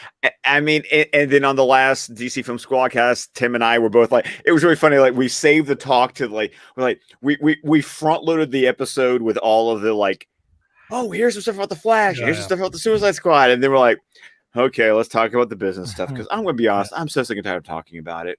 I even have a college degree in business administration. I'm sick and tired of having to be an economist right now so that I can talk about movies. I'm done with it. It's not fun. It's not. I mean, just look at how, like, dude, WB is like, think about it. We haven't even heard shit about Sony Studios. That's how fucking horrible WB is right now. Like, if anything, Sony is like one of the worst studios. Okay, they got hacked in 2016. They had to do all this shit, from that to even come up. They don't have a streaming service. They don't have any plans of what they're doing. Now they do, obviously, with the Disney thing and the whole Netflix thing.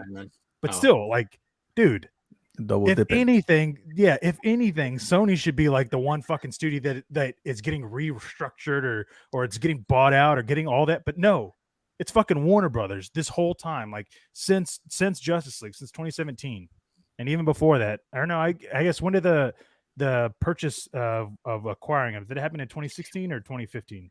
Well, what's so appealing about buying Sony though? I'm not saying. I'm just saying as a studio, as a studio. Right, like just have content. Like have content. Yeah, it's like Amazon. It's like Amazon purchasing MGM. Yeah. And Sony had some distribution with the James Bond too, and they were working with MGM. So it's just like, once again, it's continue. Like I was having a conversation with Ray from the Flycast, going, okay, who has the Indiana Jones movies right now? Because technically they're Paramount. Because they're on Paramount Plus, but they're Lucasfilm. So I'm like, which should be Fox, right? Should be Disney. Disney. Well, that's what I mean, though. It should be Disney. It should be Disney. Oh yeah, because Fox. But Paramount did. But Lucasfilm worked with Paramount for Raiders through Crystal Skull. So Indiana Jones 5 is going to be Disney, I think, because of Lucasfilm. Yeah. So I'm sitting there going, so who do I have to go to for my Indiana Jones movies? Well, that's what I'm saying. So, like, you look at Warner Brothers, like, okay, this has got to be embarrassing for them as a studio, because it's like you're getting passed around like hot potato, but nobody really wants to fucking play with you. They're like, no, you don't know what you're fucking doing, you idiots. Like, I mean, like when you first heard about Discovery and Warner Brothers, did you kind of go, nah? There's no way. Yeah. I didn't do that only because by the time the news was hitting on that Sunday, there was way too much smoke. And there was way too much smoke, and you were seeing it from Variety, Hollywood Report, like you were hearing it from the trades going, oh, okay, there's actually something. There's actually something here. Yeah. And it happened way too fast. And then by Monday morning, you woke up and you're like, the fact that they said they were going to have a new name soon, like next week, I was like, God, Jesus, man. They're going to keep the HBO Max name. Yeah. They have to. I mean, they have to. Like, they had such branding issues when it came, like getting rid of HBO Go and HBO Now. Just you have a name for the app. Keep it. I mean, let's not change, because obviously they can't come up with good names. So how about you just obviously, just because I feel like even HBO Warner Max Discovery. Warner Discovery would have been way better than Warner Brothers Discovery. Take out the Bros name, you have the Warner. That's the name. Why are they still sticking with the Bros name? Like, it's like they just can't let that part go. And I'm like, you know what? It's annoying because because of the history. Spelled out brothers. They always had to do the Bros with a period at the end. Like, it's like. And what about the Warner sister dot? Yeah. I know, right? What about that? It's cute. No, Animaniac jokes for those who didn't get it. I'm sorry, no. Hulu brought Animaniacs back. Everyone can understand an Animaniacs joke right now. Well, no. So that leads me to something else, right? So Animaniacs is Warner Brothers, yet that's on Hulu, which is owned by Disney. So weird. So you see how different it can be, but like Sweet Tooth on Netflix. Those were rights that were purchased before HBO Max. Yeah, I mean, there's but it doesn't matter. Legacy deals is what they call it. So, yeah, exactly. It's like with The Office. The Office was on Netflix for a long time, but it belonged. Then it went back to Peacock. My daughter's a huge fan of this book series, Wings of Fire. It's this the dragons. Yeah, and she loves it. She's read everything, like crazy amounts of time, and I knew that there was Ava DuVernay was involved in some capacity of like this. They were going to try to make it into a series, and all of a sudden, my daughter is like, "Oh, they just announced that it's going to be on Netflix or something," and And like, I forgot what she said, but she was like, she threw Warner Brothers in there. And I was like, no, I was like, sweetheart, that doesn't make sense. Like if Netflix is doing it, then if Warner Brothers, that's 2 studios. I was like, no, I don't know about, let me check real quick. You know, I was all acting like I was superior and I knew what the fuck I was talking about. So I Google it, you know, the announcement just happened like a couple of months ago. And so I was like, okay, yeah, it's going to be in partnership with Netflix and Warner Brothers Animation Studios. So I was like, oh, okay. So literally Warner Brothers is giving away their own content to Netflix. This is something new. This could easily be on HBO Max. And yet they're working with Ava and she's getting to do and produce this with Netflix, which should be coming out, I think, 2022 or something. But well, thanks for letting me know, because Liam's going to love that. Oh, yeah, absolutely. Yeah, no, I think they're going to have 10, I think it was 20-minute 40-minute episodes or something like that. Because it was an itch, like she's crazy about that. And but I still was like, dude, why are they doing it on Netflix? It's Warner Brothers Animation. Yeah. It's all very strange. I mean, when movies like disappear and then reappear, and like, you know, I think the Matrix trilogy it's not on HBO Max anymore, right? No, I think it's coming back. Like, I think it's coming back this month. Yeah, well, and see, that's the thing, is like one of the things that Zach has even talked about when it comes to Sucker Punch. I mean, I think even last week on that stream, he talked about, like, you know, what are the odds that we can get the director's cut somehow put on Netflix? You know, and he said that's not out of the realm of possibility.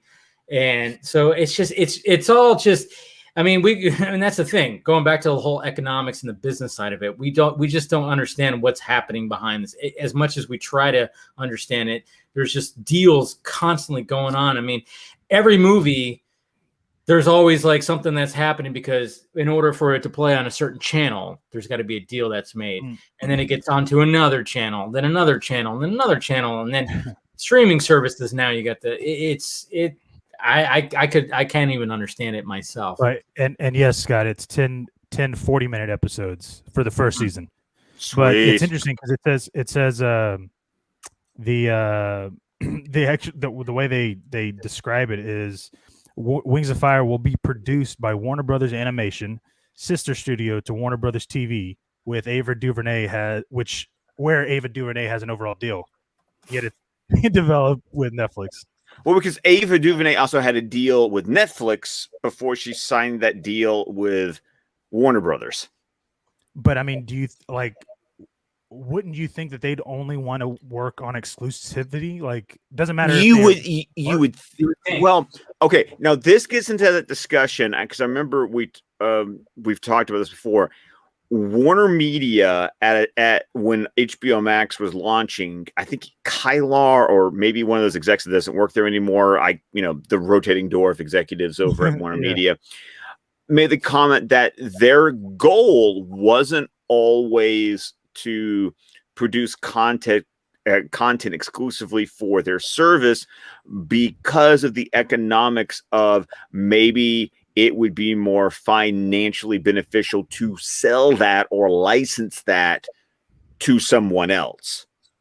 So the idea of exclusive content is that you use that to bring in subscribers to your service.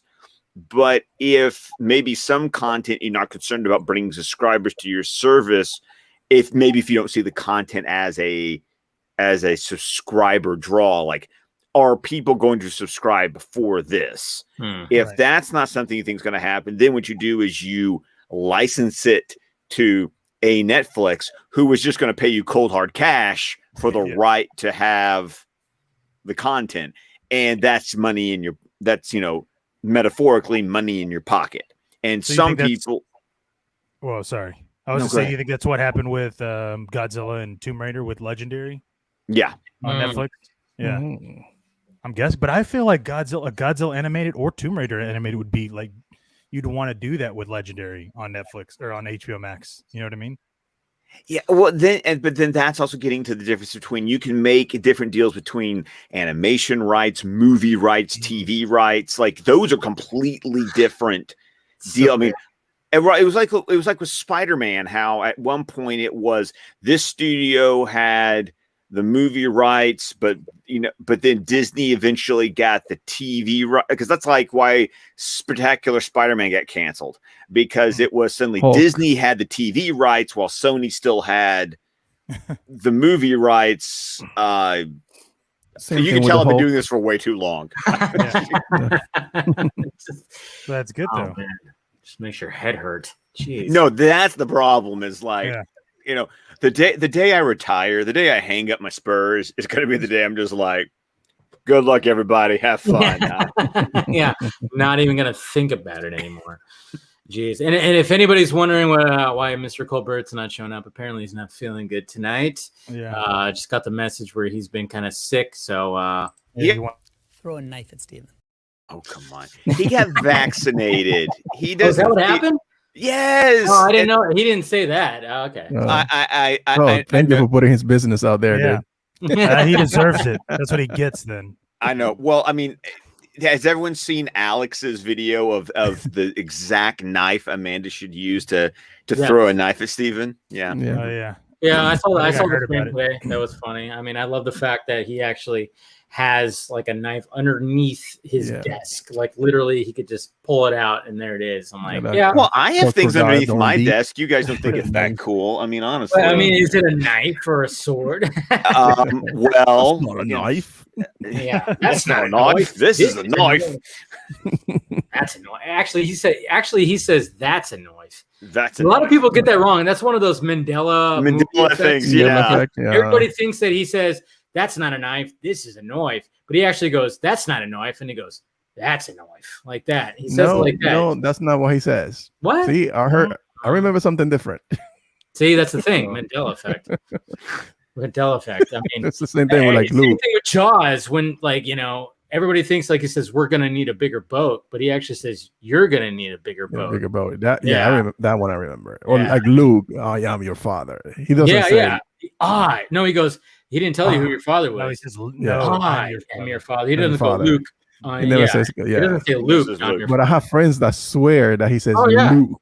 It's such a weird thing. I did a whole video. I dove deep into the Mandela effect of movies, and it's just like, it's true. I mean, the Mandela effect in general is crazy. Like, I can't get over the Ford logo. Like, that just trips me out. Yeah, that little, pig, that little squiggle in the F. Like, I just go, I never saw that before. And the Bernstein Bear. Yes. Oh, that one trips me out the worst because I read those books like crazy. Me too. I have read it my from my mom kids. probably has a box of those, and I'm like, I could have swore it was Berenstain, but it's Berenstain. What? It's Berenstain.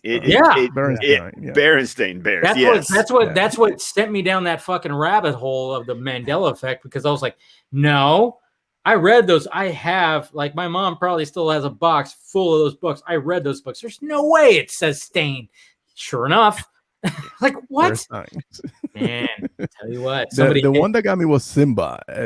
Sinbad, the Shazam, like they're Kazam. I don't know what they're. Those fucking guys from the comedy channel. What's the name? Shit. I can't remember. Shit's their name. Good to know. Ben. No. Will Ferrell. He started the channel. Oh my god, I can't remember. Oh, I think I know what you're talking about. Yeah. Yeah, they made a video. They made a video with Sinbad, the comedian, where he made a clip over the Shazam movie, and they put it. Somebody put it out on fucking TikTok, and I could have sworn that this whole thing just like ripped the fabric of space, because I thought it was like, see, there it is. Landon said, "Funny or die." Yeah, funny or die. Thank you. Yeah, because Will Ferrell would use his daughter for like and stuff and stuff. The landlady. Yeah, that's right. Yeah, it's funny. But you could really dive down that Mandela effect and just be like, wait, what? I mean, there's so many things where you go. Oh, song lyrics. Oh my god! Like, I've seen so many. Yeah, like Queen. Which Queen song? It was Bohemian Rhapsody, right? Yes. Where they say like everybody thinks that he said it like this, but it was actually not like that. I forgot exactly the. I'm totally drawing a blank on it right now, but yeah. The Ford logo always trips me out. I think the whole Mandela effect started with the 80s movie. There was an 80s movie about his life. Well, it started with Mandela because everybody thought he died in prison. Right. That's why they call it that. Some people think that he died in prison. Yeah, but it's like. But I think that's where it comes from, because there's a movie in the 80s where he goes to prison, and that's all you hear about him. And that's where it ended. So you think, okay, so like your mind kind of is wired to think, oh, he probably died in jail. I forgot to mention, I don't know if you saw it, Dave, but William Powell also put in a super chat earlier. Brian. William Powell. Yeah, I don't know. He put a super chat. Yeah. Oh yeah, there it is. Sorry, William. Yeah. Damn, so I just no, I know, and I remember I meant to say something about it. Okay. I mean, it makes sense. But, especially seeing the response. Of course, that's not going to be the final logo. It's not. Yeah. Fingers crossed, right? I know. It's going to be something different. They're going to do, because what everything. I mean, look at the HBO Max. It almost seems like logos now. I mean, they got to have almost like a minimal look to them, but at the same time, there's got to be some kind of modern kind of. There's like a that's like that Discovery logo. There's just something about that look of like that purple pinkish like kind of hue to like things and stuff like that. There's something about it. I don't know. Wait, I got it. It's now Warner Brothers. Period. Discovery is gonna be Warner Brothers. Get this hyphen or dash. Jeez. Discovery. Yeah. You know what though? I was thinking Thank you. So this point, we should have been like next week. It should have been Jurassic World Dominion, and I was watching. Yeah, it should be coming out next. It should have been coming out next week. Trailers coming out really soon. Yeah, is it? It should be, right, because it's coming out next year. Yeah, we got a year until it comes out. Yeah. Talk about the fact that right now my ticket buying habits feels like it's 2020. Because like I just saw Quiet Place Part 2. I just rebought tickets for Fast 9. It's like I'm waiting. Well, see, here's the thing. I have never seen a single Fast and Furious movie. My wife, the first one, not a single one. I have not seen a single one. My wife's seen them all. My wife loves them. So I'm buying tickets for opening day to take my wife. And so now I have between now and June 25th to watch all 8 plus Hobbs and Shaw. Good luck. Yeah. Saying, you know what? I mean, when it comes to follow me on Twitter as I cannot wait for these reviews, because I mean it goes from like I remember somebody did one of those, like, you know, they found the actual location, so they held up the image. And I was going, man, remember remember the original back when it was about racing and it was just about racing, street racing. It was so just minimal, and it was like a point break type story. And I was like, remember that? Remember, that's how Fast and Furious was. It is not that now. 100% not that now. And, you know, Scott, you're going to be in for a whirlwind, because it's going to get, you know, the first 2, it's like all about street racing, mainly about. And then you get the second one where he falls off after Drift. Drift. Drift. After Drift, that's where they go, hey, original cast, come back. I like 4. Fast, and they removed they moved all the thes. Oh, that's true. Fast and Furious. It's Fast and Furious, not the Fast and the Furious. Still, though, like even the second one was kind of like a little crazy. You were like, this is starting to get too much, you know? And, because it had to do like that was so cute. You thought that was going to be too much. That's why I was like, oh Jesus, man. I can't believe Tokyo Drift is one of Nolan's favorites. That's why he wrote Tenet, by the way. So, hey, to each their own, man. I mean, but I was watching. So I was watching Jurassic World with Avery, and first one. The first one. You know, Trevorrow was the one that, you know, he made that one, and I really have a good feel. Like I don't know if this is a rumor or if this is a Mandela effect or not, but I could have sworn somebody had said that Dominion was going to be clocking in almost 3 hours. No, you might be right. No, okay. I've heard. Yeah, I've heard. I think maybe even Sam Neill or somebody I thought was talking about that or something like that. Which I hope it does, because like my daughter is like a massive Jurassic World fan. Like, dude, she watches Camp Cretaceous. She binged it. You know, the third season came out, boom, she binged it. Like she knows a lot of shit about it. She plays the Lego game. She does all that shit. and like I have a feeling that this Dominion is going to be so. Trevorrow was going to wrap up Star Wars Episode 9 perfectly. Like where it was going to involve, not only was it going to involve the prequels, it was going to involve Clone Wars, it was going to involve the sequel trilogy, all of that.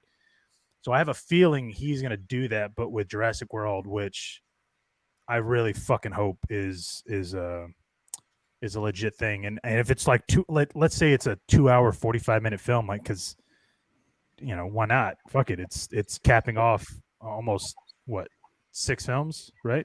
Mm-hmm. Plus the Camp Cretaceous, even though that's not really that big of a deal, but yeah, like this Jurassic World, this Jurassic World type thing, like, dude, I'm excited for it, but we got a year away. So it's crazy. It's still a year. I thought for some reason it was coming out this year because I thought they were like wrapped filming. Well, it's kind of like hearing the news that Mission Impossible 7's been delayed because of a corona. And I'm sitting here going, that movie's still filming? Like I honestly thought they were done. Aren't they like doing back-to-back 2 movies or something? No, they were at one point. But I know they were going to do that for John Wick 4 and 5, and they were going to do it for Mission Impossible 7 and 8, and both of those they've said we're no longer doing the back-to-back. I know, but it's like after you heard about Tom Cruise like losing his shit, and then all of a sudden that happened. It's somebody like got fired. I would hate to be on the business end of that fucking. Oh, dude, I'd love Fuck you up! Yeah, I mean, Jesus. I just want to see. I want to see the employee with a photo, like just beat up. Like, I'm sorry, Tom. Yeah, like, oh, God. Man, because I mean, going You're back, going to need a binding resolution. Yeah. That whole scene. I love that. I mean, we just going back to Tom Cruise. We talked about. I mean, like. These are his movies. They're his productions. He's like running the. Yeah. I mean, he's the boss. Yes, I mean that's the thing. I mean, one of the things like that people need to realize is like Tom Cruise is literally like. I mean, he's just the first one there, last one to leave. Probably, he's his work ethic is crazy. He's all about making these movies. He's especially Mission Impossible because that's his fucking franchise. And by the way, there was two more super chats. So just to give you a I know. I've seen them. Oh, just making sure. But I was just in the but like at the same time, it's just like, man, it's just it just sucks like when this shit happens because he's running the show and he's trying to keep everything going, and then it's just people. I mean, I don't know how you prevent that now, like especially since everything's kind of winding down, things are opening up. Now it's a little different. It's like, does he go off and be like, get crazy on people, especially since probably like most of the crew has probably been vaccinated. So I kind of wonder like how long of a delay is there going to be? Is it just going to be like a little bit? They test everybody's good. I hope it's not for that long because I really want to see another Mission Impossible movie. Yeah. And I'm sorry, and a Mission Impossible movie that has Rebecca Ferguson, Hallie Atwell, Rebecca Ferguson, and Rebecca Ferguson. There's something about God. Something you watch Rogue Nation. I mean that's where you first got like a sense of her, and now it's just man. Then I realized that actually I knew her even before then because my wife loves watching those historical dramas on Stars. It was the White Princess or the White Queen. She was on that was one of her first like English language breaks. So thank you, Brian, for the super chats. Yeah. And I was gonna say, didn't Ben? Did you have some idea of what the Matrix 4 could possibly be? Yeah, I did a video a long time ago. Well, but we like recently talked about it because we were talking about like this one would be it. So you had the rise, obviously, or the whatever, the resurrection. Something like the biblical to this Matrix 4. Yeah. It will be like the resurrection biblical aspect because they're using a lot of religious allegories. Oh yeah, there's big time. But I think this is the reason why it's gonna be good. I got a feeling it's gonna because everybody's praising the script, but I don't think it's because of Lana Wachowski because she butchered the fuck out of Jupiter's Legacy. I mean, Ascending. Ascending. Someone else did that earlier. I think they were talking to Ray, and he meant to say Legacy, and he said Ascending. Like, okay, this is you know what? Somebody brought up that on my timeline, saying that the correlation between those two titles might have fucked up Jupiter's Legacy a little bit because everybody thought, like, wait a minute, I don't know. I was like, maybe that could have played a little factor of why that got canceled. But superheroes. But I think just hearing when I say Jupiter's, I immediately think of Jupiter's Ascending, which I still remember going to that movie and going, this has potential. And then What wasn't that? I think like Chris Pratt. No, it was Channing Tatum. It was Channing Channing Tatum Tatum and Meg. Mila Kunis. Mila. Mila Kunis. Mila Kunis. Yes. Meg. And 10 minutes in, I went, this is a mistake. Like, I just knew that this is not. There's a lot of good ideas in there. Like, I thought, And then what's his name? Who's the guy villain? He plays what's the name? He played the Theory of Everything. Yeah. I forgot his name. Oh, Eddie Redmayne. Yeah. Redmayne.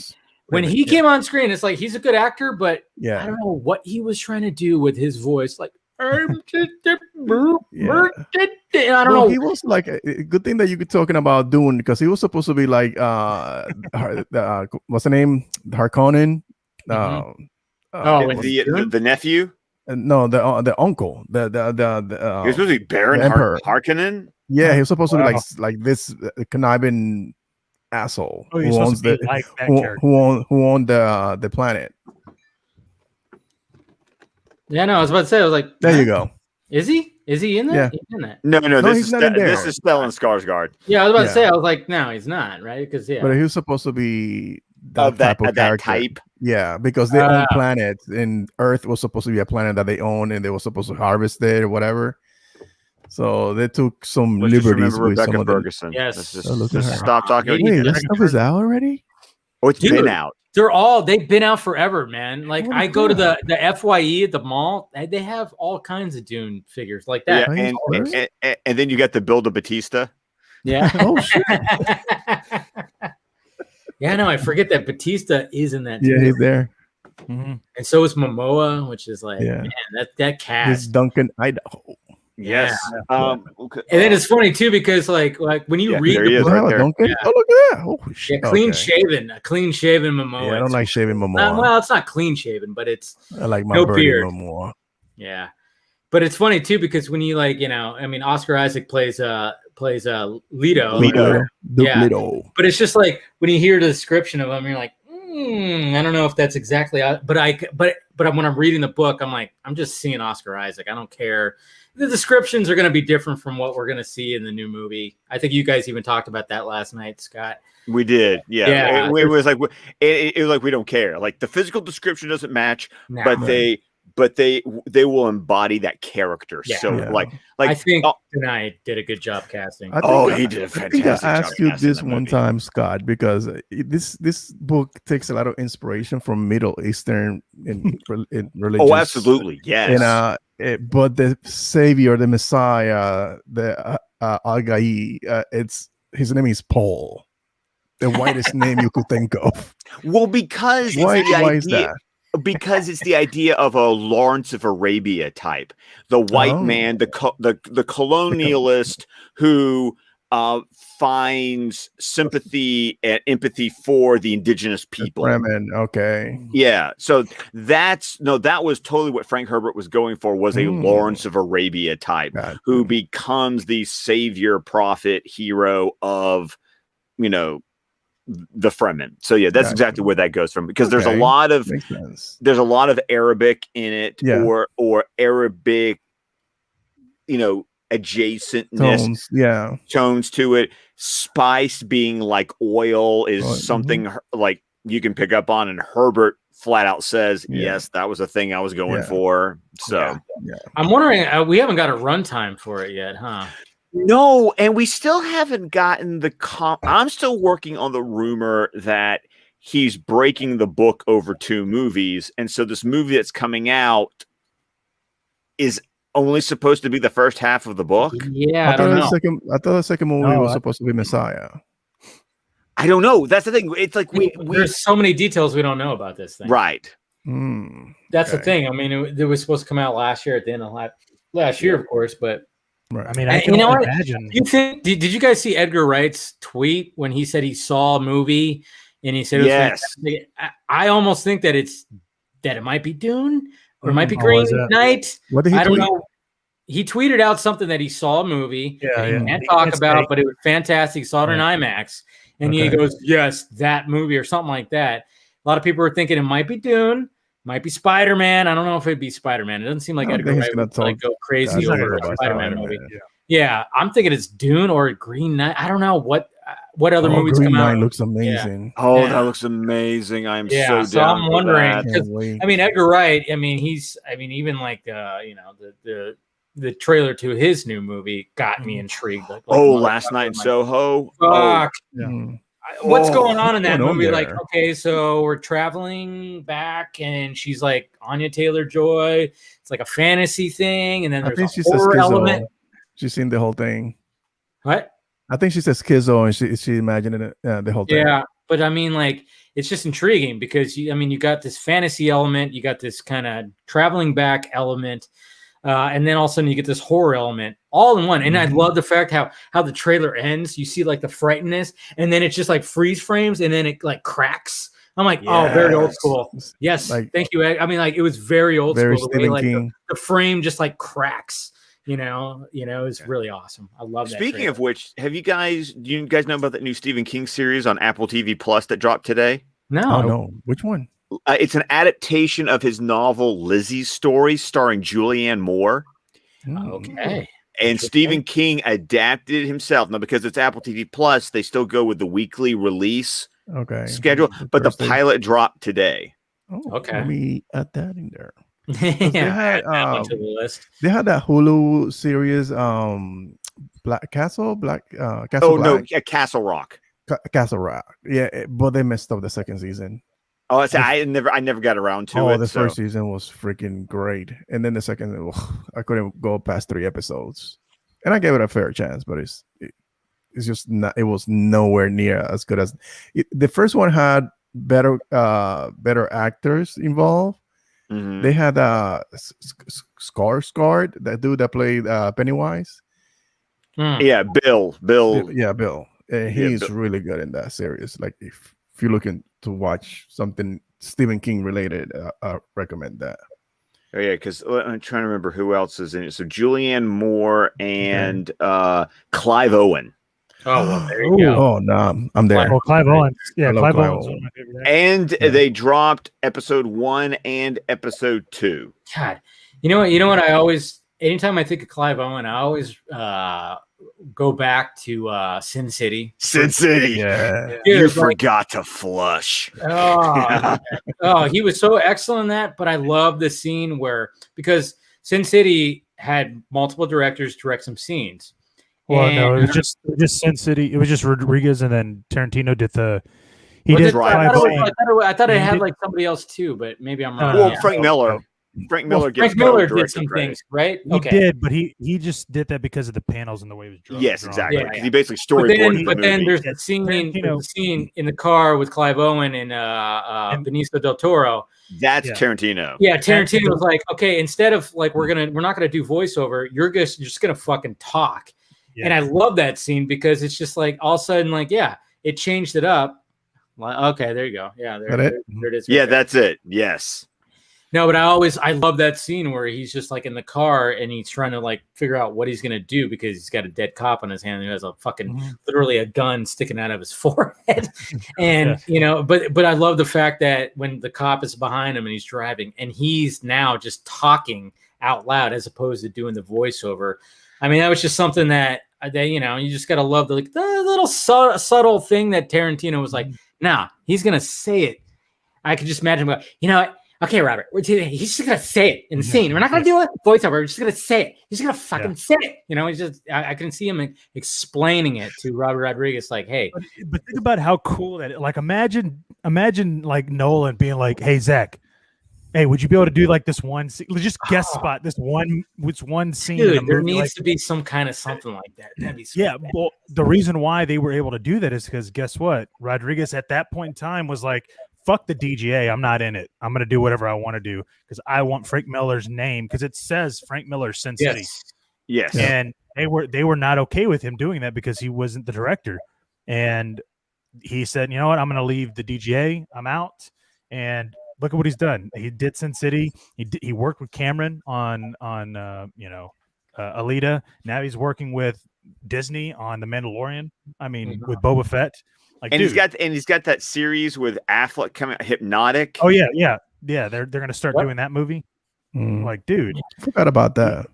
Yeah, He like that's the one that he shoot in your city, right? In Austin. Yeah. He's doing it in Austin. Well, probably in Austin. He's probably doing it somewhere in some fucking area I don't know about, like an asshole outside of the city. Well, But I mean, it's no different than him just walking across his front yard to the studio where he, Troublemaker Studios. He shot Troublemaker Studios, right? where it's like, all my stuff. Because he lives here in Austin, but that studio's in Bastrop, I think, or something like that. So it's like, well, it's not really in Austin, but yeah, I mean, he could do that. Like Zach wouldn't be able to. Well, you could have Zach do a guest director or vice versa, but you wouldn't be able to announce it like they did with Sin City, because they marketed it that way, like with special guest director Quentin Tarantino. Like, dude, think of the balls of that. Like, you were basically telling somebody you have a different director in part of the movie. Yeah.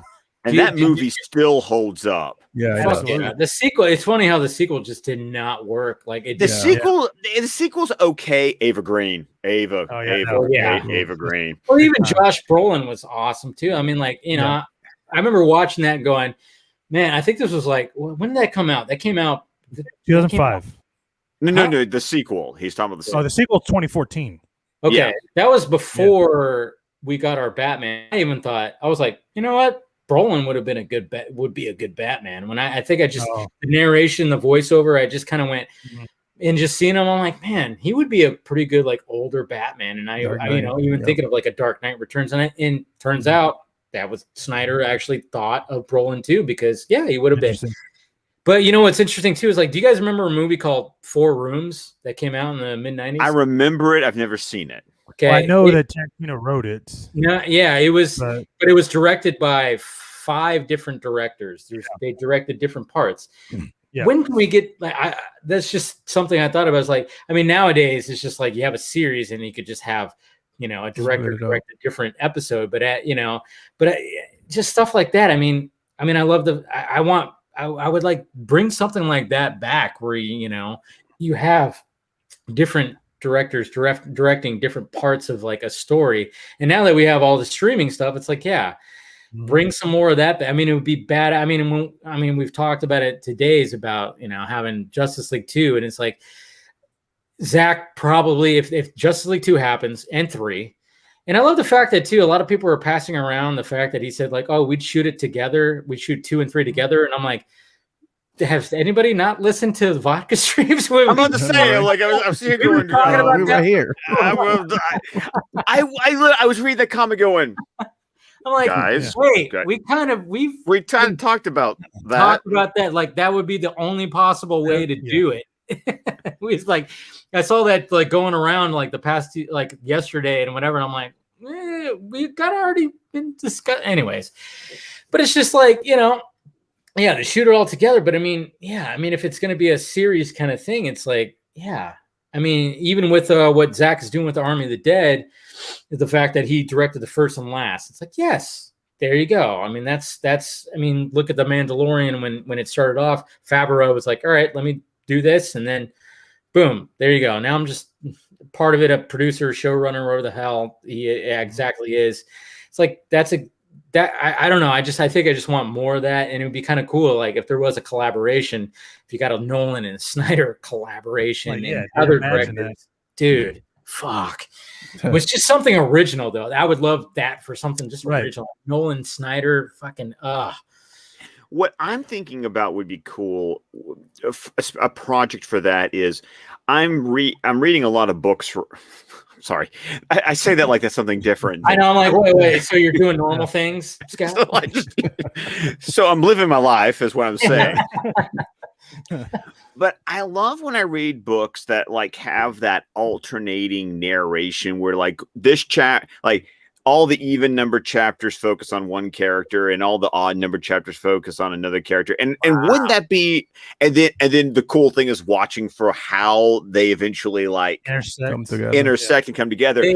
That's the kind of film where you would get one director directing this character story and another director directing this character story. And they meet at one point. And then they meet up at one point. Like that's the kind of concept that I would love to see. See, I need to finish my novel that I wrote a screenplay a long time ago that I got inspired by. Then I tried to convert it into a novel. I got about 80% done before my computer crashed a long time ago, and then it's just stuck in there. But I literally wrote a story about 2 characters, and every other chapter it goes from back and forth between one character to the next character, and then back and forth. Like, yeah, I need to finish that. You just remind me, like, yeah. And also, y'all reminded me of The Dark Knight, because didn't Zack recently just say that he would actually rather not make Justice League 2 and make a Dark Knight adaptation, like just like he did with Watchmen? Yeah, he said he he would. Before, you know, like he would want to. Yeah, but he said that he said this time though, like he even talked about it. He's like, yeah, it wouldn't be, wouldn't have Affleck or Cavill. Like it would just, it would just be fresh. Yeah. Like I think I would much rather. I would like that more than sequels, because there's too much. You're much canceled. Baggage. I know, but there's too. Yeah, there's just. Dude, there's so much that you would need to like continue the story, and it would be like the Sin City where you have 9 years between the 2 films, and you're like, I mean, it's so different. Like even though you're trying to make it fit, it just doesn't feel like it fits. And so, well, that's why I'm like, I was just fucking turning into like a long animation movie or put it into a graphic novel. I mean, that's why I've always said stuff like that. I mean, yeah, I mean, you're right. There's going to be, I mean, if we end up getting some Justice League sequels, it's not going to be for another 4 or 5 years. Yeah. I mean, it really won't be. And then it's just kind of like, damn. It's like, I'm too busy enjoying the relationship he has with Netflix right now. Oh my God. I was having this conversation with Ray because I was like, I mean, look at they put out the Guzman of the Dead videos on YouTube today. About that. Dude, I was like one of the things I thought about, I'm like, please tell me they actually have videos and they release them. And sure enough, that happened today. And I'm like, fuck yes, there it is. Yeah. And it's like they've got that. They have the Snyder School videos that I still need to catch up on. Yeah, they have beautiful posters. There's all this stuff going. The social media interaction. The only thing Netflix is dropping the ball on is, damn, where can I buy some merch? Like that's like the only thing that I'm like, which they don't even. When have you ever heard of a Netflix merch? There is one. There is a Netflix hot topic section. So really? Like you're right. It's like once again, so that third party. Party, like Stranger Things and that kind of stuff that they have. But that's the point, is like that's the one that's the next big boy step Netflix needs to take is merch. Zach talked about that on the League of Mayhem stream today, and he's had conversations. He literally is like to talk to Netflix that like, hey, fans want some merch. So it's like the only thing that got sent out was like promo stuff with the patches and the hat, which God damn it, I want that hat, But which hat? Yeah, the hat that came with the Lost Vengeance hat. I thought you'd got one. Yeah. No, I know. I didn't get one. For some reason, I don't know. I didn't get on the list. That's it's cool. I'm glad. At least just because everything else you get, like, fuck you. I'm glad you didn't get that. So. They don't have a Netflix store where you could buy some Army of the Dead. No, that's the thing. They don't have that. That's weird. That's what they credit to Ray, like that's something that like they need to have so that the links to the merch for the shows is like built into the the menu of the show or the movie, where you can click the link and it takes you directly to a shop. Good idea right there. Yep. I mean, I think that's got to be next on Netflix's list of things to like do. Yeah, 200 million subscribers, man. Come on. Yeah, I have a Stranger Things shirt. It was a white tee with it had like the blue rim, and it had I think it had Mike and one other character like riding their bikes, and it said Stranger Things. Of course, being a white t-shirt, I somehow spilled something on it, ruined it. So now I can't wear it anymore. Stupid. But yeah, I know. That's the thing. White t-shirts. Dave, man. I'll come over. I'll do your laundry. You will not believe I'm a miracle worker with laundry. I mean, a wife and 3 boys. You would not believe the stains I've gotten out. Yeah. But I got so many damn shirts. It was just kind of like, whatever. Yeah, like, throw it in the pile of things to donate. No, but like, yeah, but there should be like an option even in Netflix for like a store with merchandise of like your favorite stuff. I mean, that just seems like they're leaving money on the table right there because so many people, Netflix is the top fucking streaming service. So many shows, like they're just that also shows you exactly how they are. Like they're not even concerned about merchandise. They're like, they don't. We get enough money. Yeah. Dude, You can go to a Spencer's Gifts and maybe get a Stranger Things. Yeah. I mean, dude, they're making almost as much as Disney makes at box office yearly. So they're going 16, 17 billion a year. Who cares about money? Yeah, until they spend $200 million on Jupiter's Legacy, and we see how that turns out. What's everybody's opinion on that, dude? I never even started the show, so I still want you to watch it, though. You should. I don't know. I because everyone tells me it does end on a cliffhanger. It's like as soon as I heard it was canceled, I went into my Netflix queue and I removed it. I was like, good, check that off the list. Well, here's the thing, and I'm not going to say it. I'm not going to say it. But Ben did tell me how the story is supposed to have gone, like in general with how it would have gone, and I'm going, holy fuck, dude! If they would have gone that route, like, dude, this is Invincible. It's a comic. This Jupiter Circle, which it dives into the earlier stuff, like in the 50s when they were trying to get the power, when Sheldon got the power, and Jupiter's Legacy, which is like modern day, the Union and all that stuff. So like they merge everything together, and then they do those little flashback, but basically the next few seasons would have been like Invincible double. I told Scott this. I think we're like, maybe it was before one of our Batman streams where I said it just felt like a long prologue.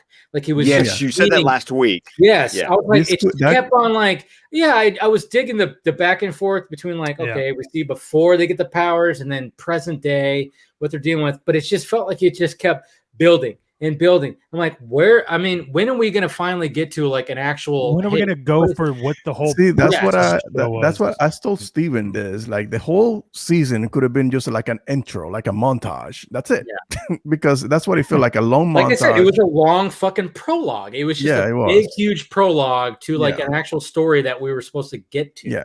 The whole daddy issues. I will say, like the last two episodes started picking up, and then I was going, okay. Well, and that's just it, because if they would have picked up, if they would have picked up and then gone what Ben tells me happens in the comics, I'm like, bro, holy shit. I don't even like that, but it was leading. In the last episode, I was totally going, ooh, this is getting good.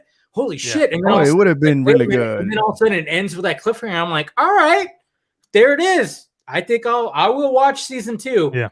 Womp womp. I mean, dude. But this is also like Netflix is not afraid to just drop the hammer. Yeah. I mean, that's what's interesting. Like, but they also don't have a superhero franchise like this. That's the interesting thing. Like, see that they don't have something like this. But I don't know what went wrong there. I think I don't know if it was. You know what kind of hurt it too was the fact that we have 2 seasons of The Boys and we just got done with Invincible. Yeah. So like you had these 2 gritty, fucking dark, and just like hey, let's like came out in 2016, superhero. The thing is, I believe that if they would have done this, because the wire work looked like shitty, the whole action scenes were like really bad. 200 million. I'm like going, all right, where did that go? 200 million. I don't know what that. Yeah. So they could have, if they would have gone the animated route, I think they would have a better fighting chance. I don't know. I feel like if they would have, because again, the fact that show cost $200 million, I'm going, where the fuck did you spend that? Because you definitely didn't spend it in visual effects. Not on the actors. None of those actors make that kind of money. None of them. Yeah, none of the actors, none of the visual effects. You're going. Yeah, the visual effects felt very CW. The sets were not. There was no like on location sets. Mark Millar, dude. Mark Millar. And the practical makeup, you could tell it was fucking practical makeup. Like, where's this money? That's what I'm saying. Like, I don't know where the fuck they had to do these reshoots at, unless it was to pay off Steven tonight, and that's why he's been so cordial about leaving the show. Yeah, he's just like, yeah, I'm not going to talk about it, but whatever. I'm excited about the cast and crew. Yeah, you said he only directed the first episode and the first two episodes. Okay. Steven? Yeah, Steven Tonight. Yeah, but then he mentioned that he left halfway through or something like that. It's mid-season, creative differences. So Mark Millar. I don't know. Yeah. I mean, but I don't know because Mark Millar's only credited for like 3. He's executive producer on like 3 episodes. But it's his. It's his. I shit. know. this is Miller World thing. So why was it Millar or is it Miller? Is it Millar? I say Millar. I think it's Millar. It's Millar. Okay. But why wasn't he credited for all of the episodes? That's interesting. You know what I mean? I don't know. Yeah, If it was his baby, Yeah. And then the fact that they're going to come out with some other fucking I'd never heard of comic. I never heard of that in the universe. Like if Ben hasn't heard of the comic, if Ben hasn't heard of the comic, let's put it this way, dude. Like Scott, have you heard of the comics? Super Crooks? Yes, I had heard of Super Crooks. So Okay. I'd never read it, but I had heard about it, and I was going to actually. Is that with the little? He looked like a little puppy or something like that. Here you go. Right there, Super Crooks, and it takes place in the same universe. No, I don't know who that is. Yeah, it takes place in the same universe. So yeah, it's like some anthology or something. It's just see, weird. And I'm sitting here going, why hasn't any of these fucking places like grabbed up the Mask? Like, why have we not gotten a reboot of the Mask? Yeah. How it's supposed to really be? The Dark Horse comic book, the Mask, R-rated, fucking super adult, and the Jim Carrey movie was great. There's a comic that I'm surprised that I thought Amazon had picked up, but I guess I thought it was Invincible. But Scott, you have got to have heard of Irredeemable. Of course, yes. That's got to be coming out sometime, right? Like that comic is an awesome comic, from what I've heard. And that's Mark Waid, isn't it? But doesn't he have a lot of similitudes to Invincible though? Yeah, that's why I was thinking it's like with the Viltrumites and all that stuff. Yeah, he has a lot of similitudes to that. So I don't know. It's just cool though because it's like it's a different. But yes, it is Mark Waid, published by Boom. Yes, Boom Studios, 2009 to 2012. Yeah. Yes. But yeah, it's just it was a cool thing. I'm surprised nobody's like gotten to that. Like even though it's like Invincible, it's a little different because it's essentially like Superman without having the kid, right? If I'm not mistaken. Yeah, well, he basically comes to take over, and it's a limited run. Like it was 37 issues, and it was like that's it. I'm going to tell you guys, I like stuff like Mayor of Easttown or these creator-owned comics. I have just reached a point in my life where I just love things that have an ending. Yeah. Well, no, I saw this, dude. There was this story or this quote that I tweeted out that I don't know when it was from. I don't know. I can't tell you exactly if it was from him, but it was a quote from Steven Spielberg, and I was like, dude, yes. He said, "People have forgotten how to tell a story. Stories don't have a middle or an end anymore. They usually have a beginning that never stops beginning." And I'm like, yes. That's exactly what Jupiter's Legacy was. I mean, that whole first season, it was just like, oh, hey, let's get to where we're supposed to be going here. I mean, it's just jumping back and forth. Yeah, we're seeing the origin as well as like, okay, you guys are struggling. Where are we getting to here? Fucking I gotta therapy and shit. And I gotta assume that Spielberg quote is recent because. Yeah. Like that is exactly what we're in with the streaming service. Like where it's like, we don't have these endings. Like, dude, that's why Watchmen was so great because it ended and you were just like, I don't need a second season for Watchmen. Like that was the first time I realized I was watching something where I was like, holy shit, I don't need to see a second season to be fulfilled from this one thing, which is I think what we need from series like this. It sounds like when people want to keep going, oh, a second season of this, like I said, like Mayor of Easttown, like that thing was like they called it the series finale. Like, no, that was like them adapting Sharp Objects with Amy Adams. Like it only exists as 7 or 8 episodes because it's like a book. It has a beginning, a middle, and an end. When you get to the end, just See, Yeah. and I done.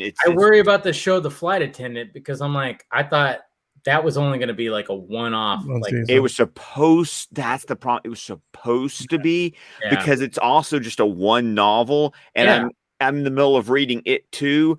And the problem is that towards the back half of that season, I was a little less enthusiastic about it because you could see where they started to stretch everything out. And not as in taking the book and stretching it out, but like they started adding elements so that the story could continue beyond where and that's the where book ended. I mean, look at the Saw series. I mean, Jesus Christ. I mean, I don't know if you guys saw Spiral, but I was not. I don't know. I was disappointed. No one's a fan, apparently, from what I pick up. Dude, you know what? I went in there going, okay, maybe Chris Rock can reinvigorate this, and fuck, it just. I was watching it going, I see what you're trying to draw from here, Chris, but first off, it's hard to accept you as that burnt out cop because you're Chris Rock. Chris Rock, yes. Yeah, there's sometimes where it felt parody.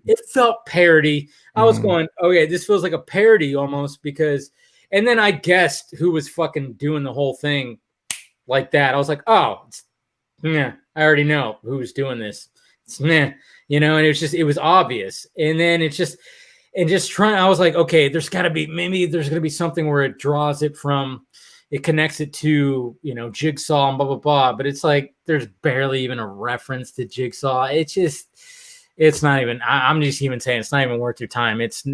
Sam Jackson's in it. Cool. Yes. You get some Sam Jacksonisms, cool. But it's just, you talk about Snake Plane or what? Yeah, but when you watch a movie with Chris Rock, you're watching Chris Rock. It's not it's not an actor diving into it type, and it was just, he's trying to do the whole thing, and like sometimes it was okay, but then sometimes it was like, dude, this is like a parody. Is this a Saturday Night Live sketch?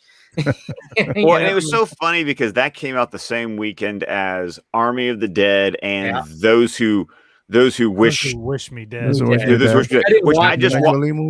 Which I just watched tonight on HBO Max. How was it? Okay. Okay.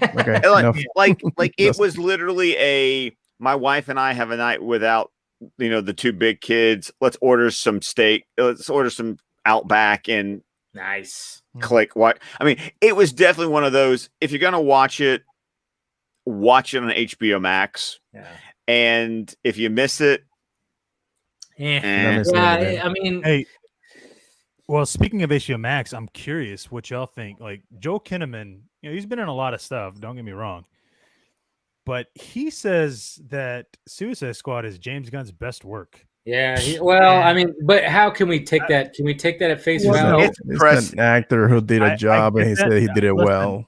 I get that, but here's the thing: this is the first time we're seeing Gunn on a big budget, basically Unchained. Sure. Like, here's the thing: I don't think Warner big Brothers budget and no Disney restrictions. Yeah. And that Warner Brothers was allowing him to do whatever. They're not going to tell him. Even it's so weird to me that they would want to chain up Zach because they had the relationship they could. You know what I mean? Like they were comfortable with it. And yet with Gunn, they were just like, no, do whatever you want to do, man. We don't care. Yeah. When is this movie supposed to come out? On August. My mom's birthday. I'm gonna take her. Do you see it getting pushed back because what Cena said about a week ago? I see them sticking that date. I'm still debating if I'm going to see that in the theater or HBO Max it. Like I'm gonna see it in the theater. I'm gonna see it in the theater. You know what though? I'm going in it kind of like I'm not.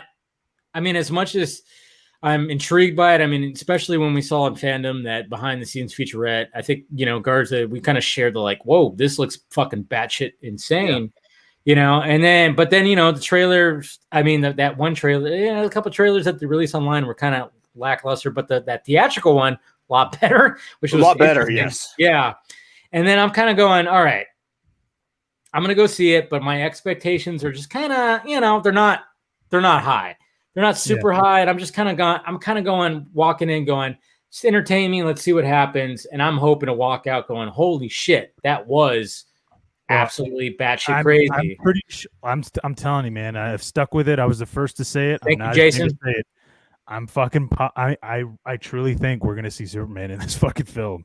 I know you keep on going on that. I'm like, because you know what? It would have been crazy if we had no idea Batman was in the Suicide Squad, right? Like, but all of a sudden we'd be like, oh well, he's taking out Deadshot. Like we know that Bloodsport gets taken in because of Superman. So yeah, because he shot Superman with a kryptonite bullet. Is that what it is? Yeah, something like that. Yeah, and so which is great. So okay, well, if you're about to do you have this fucking kaiju fucking monster on Corto Maltese, which is like the Dark Knight Returns type city or level of island?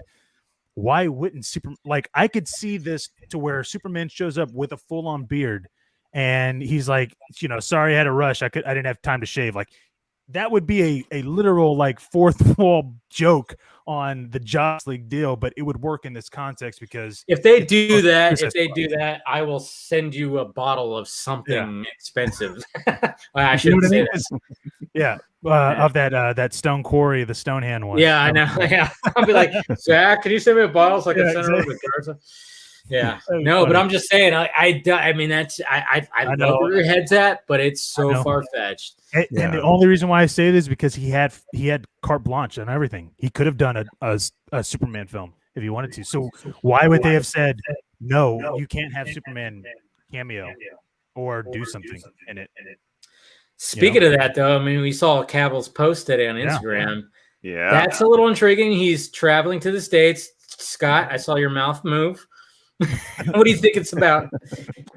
I don't know. I'm just excited about him being in that Highlander reboot. Is that a real thing? Only be one. Yes, it's a real thing. Yeah, he signed up. It's totally down. And now we got to figure out with Chad Stahelski directing. Yeah. Oh wow. It's gonna be a good fucking flick. Yeah. I'm sorry, you're talking about like the director of John Wick doing sword fights and head chopping. Oh my god, it's gonna be great. It's gonna be great. I mean, the pieces are definitely, and I mean, if they can get a Christopher Lambert like cameo in there somewhere, man, that'd be sweet. Get him in there as a cameo. Highlander's that was with Schwarzenegger, right? No. It was with Connery and Christopher Lambert. Connery, right? Yeah. Connery and Clancy Brown. There you go. Yeah. Lambert was after. I don't know about it.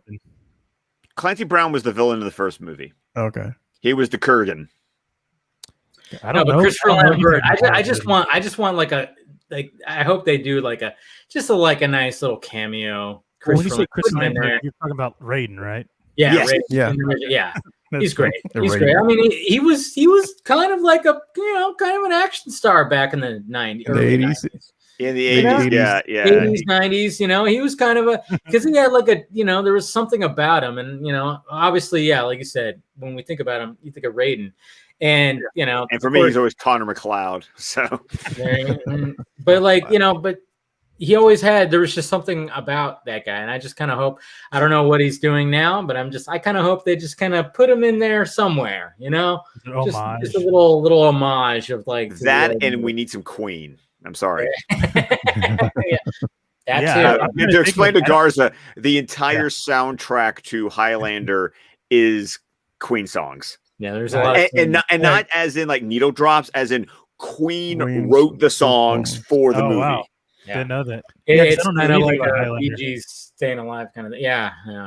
Interesting. So you guys don't think that he's coming to the States because Shazam is shooting right now and Black Adam is and shooting Black right Adam. now? I mean, I'm kind of going because here's my here's my thing. I can't jaded. We're jaded. We're jaded. It's Dave. You're right. The first time. No. I'm not going to play that game. I'm not. Flash is also shooting. I'm true. not getting myself excited. I know. I have no faith. Yeah. I will have Scott when he saw it, he was like, "Don't do this to me." God.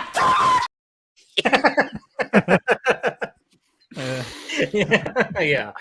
I just looked at that and went, "Not today, Satan. Not today. No. Yeah, I know. That's the thing. It's like, don't get your hopes up, people. But there are literally 3 DC movies that are fucking shooting right now. And Superman could just be in every one of them if he, there's a possibility. So, like, playing the odds. Yeah, I'm just kind of going. I mean, and then even looking at him, I'm like, look at him. He's like clean shaven. He's looking good. He's jacked. He's looking. I'm like, he's riding a fucking private jet. Like, okay, dude. Where did that plane land? Did it land in Atlanta? I mean, where did that plane land? Somebody look at the itinerary. You mean to hell? Because I'm sorry, on the way to hell, you will have a layover in Atlanta. That's just how that works. Is that a football joke? Is that a band no? It's an joke? airport joke. If you've ever been to the Atlanta International, Airport, I've been to that. Oh my god, it's a shit show. It's a shit show. It's awful. And the joke is that even on the road to hell, there's a layover in Atlanta. Like that's the no. Yeah, as a kid, I've flown into Atlanta, like going to visit my dad, who when he was living in Alabama still. Yeah, it could be a shit show. So can LAX. LAX can be made that joke too. That fucking place sucks as well. No, but LAX sucks. Well, hey, if whenever Snyder Con 2.0 happens, I may be flying into LAX. Dude, I'm telling you. I mean, it's October. I mean, are you guys all gonna make the venture if that happens? They announce it. Yeah, it'll be my first time on a plane. Okay, I mean, you know what? I mean, conversations already had. Would you guys be down to do a live vodka stream? Oh yeah, I will be. Oh yeah. Yeah. But you'd actually get to see I've even talked to my wife about Heather coming along. So like you'd all get to actually meet my wife. That's fine too. Nice. Yeah. No, but I think maybe I'll bring Tuesday. No, I'm just kidding. I'm just kidding. If you're gonna bring anybody, you're gonna bring Avery. So we can all meet her. I mean, yeah, I know she'd be. No, down, but I mean, yeah, but that's always been kind of like the thought. And I think I've even, Steven and I have even talked about that possibility of like, hey, if there's like a venue somewhere, a bar or whatever, we could like do something. And then I'm even gonna be like, I'm gonna bring up the idea to Zach. I'm like, hey, how would that, obviously he's been on this a couple of times. Like, how awesome would it be if we could do like a live freaking vodka stream and just, even with like people in his camp that show up, like your Damon Carlos, your Richard Citrones, anybody from any of the cast, just that it would just be like a cool little thing. So, that's kind of something that whenever we actually get the confirmation and people show up, shit, we could try to pull something off with that. That'd be pretty sweet. Absolutely, man. I love the whole time this was happening. I'm silently correcting Ben's grammar. Yeah, I know. I'm like, what's going on in the private chat right now? God damn, dude. Because I did something that I only wanted to share internally, but of course the teacher is spell checking. He's here. That's why, that's why we love Scott right there. Yeah. The best part is Ben's reaction. He just, thank you, Scott. The best part is like, I love it because you write the way you talk. It's like I could hear Ben's voice. Like I just hear Ben saying that. It's great. So jumping off like DC news, we pretty much covered all that when it comes to Batman, Cavill, Shazam, and all that stuff. Let's go to the Army of the Dead stuff because talking to Richard, he brought up something that kind of, that was kind of cool too, was the fact that when we started talking about his character, Zeus, he said something that kind of went, okay. He goes, is Zeus actually a zombie? That's what he asked me. He asked me that. I don't know if he, Well, no, I don't think he is. Yeah. Is he actually a zombie? Yeah. So I think he was kind of leading to something like, okay, yeah, not exactly a zombie, in the sense of everything else is. Yeah. Technically, they're quote unquote dead. Yeah. Well, he's a mutant. No, because he was tested on. Like he didn't. Yeah, he's a mutant. Right. Yeah. Because those UFOs were marked over Area 51. Yeah. They were making deals. I'm sorry. Yeah. Well, and that's what I said. It's like, where were they taking him? Like, why were they even moving him in the first place? Like, But they But were then like standing, they were there, you standing by, waiting to this thing to take off. Like, I know the whole game repeat thing is not a real thing, but I'm like, okay, those two ships are standing behind them, behind the whole thing. Once everything goes sideways, they just take over. Like, okay, All right. Well, it's like off to the it's like races. they were hovering there, and then when the convoy was like leaving. go, and then they just go, all right, we're good. They book Yeah. it, and it's like, fuck. I mean, Yeah, but first okay, off, but where were they going at that point? Yeah, yes. Where'd they go? Is there a Yeah. mothership? Is the moon fucking like, when you hear about these, conspiracy Yeah, theories about the they moon go to being the moon to hollow, watch the whole or the thing. moon's a spaceship or something like that? I mean, I'm like, Snyder, are you going that far where the fucking moon is like literally an alien spaceship? Because I've gone down that rabbit hole where I've like watched videos where there's towers on the moon and stuff like that. Dark side of the moon. It is weird how the moon just only faces us one side or whatever the hell. But and I'm like, I wouldn't be surprised if they like went down that road of something. But I just love the fact that he said that. He goes, is he? And then I kind of even started thinking too, I'm like, I mean, is it just him that they tested on, or were there multiple subjects? And then he was the one that survived or something like that. And they went, okay, we got to transfer this guy. I don't know. Well, Well, and it it had to kind of be- goes back to the whole thing with Martin going in, trying to get a vial of blood, and is getting Athena's head. Is they want to weaponize this. Now, did they have that idea like, were they trying to do a super soldier experiment that just went, All right. that just went, sideways, or what was up with what the aliens were trying to do? I love the fact though that when Jimmy Olsen calls back and the Yeah. Mothership. It's like, oh, it's yeah. Mothership, 4 horsemen. I'm like, oh, okay, that's subtle. Yeah. But I love it when Mothership is like, get the fuck. Oh, I know. Yeah. When she gets testy with him, like it's funny. Like that's just so funny. She just starts fucking dropping F-bombs. Shut the fuck up and get out of there. Yeah. Like it's like, I'm like, oh, okay. yes. Well, and it's funny because like I was thinking, so as soon as they go over the hill and you have the guy, he's like, no, I think it's okay, and he's just sitting there. I was like, is that dude gonna like turn or something? Like, what the fuck is going? Like, why is the guy just? It is an calm, interesting conversation. Yeah, because he's just like, no, we're good, and then he's like, no, dude, it is so not fucking good. And he's like, all right, and then he just keeps going. And I thought he was gonna like turn or something, like he was gonna be like, no, and he was gonna kill Jimmy Olsen or something, because it looked so odd that he was like, no, we're fine, good. And then all of a sudden they run off, and then he trips, and he's like, oh shit, that scared me, man. Like, I know. You're Break. going, oh, okay. Yeah, but I saw that was breaking like some kind of homage to some horror movie or something, right? Was it? Oh yeah, like, that's very tropey. It's a Yeah. tropey thing where it's like Well, literally it was they're, like an running, exact they're running trope. out into the desert. It's like, where are you going to run to? You're well, running no, into the desert. it was like an exact trope of the guy falling and him's like, Yes. oh, sorry, that scared me, and then it looks up and the guy is like says something, and then he's like reaching for him. Like it's from a movie. Like, and I saw somebody like do a comparison of like it was the exact same like framing and everything. So I was like, Was it a okay. Romero movie? It could have been. I know it was something like that because somebody had like posted like, I see what you did, Zach. And I was like, huh, that's interesting. Like I wouldn't have.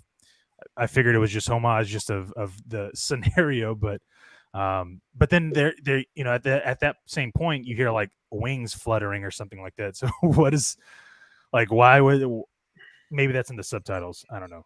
But it's interesting. It says that wings Yeah, fluttering. it says wings fluttering whenever it's like punching.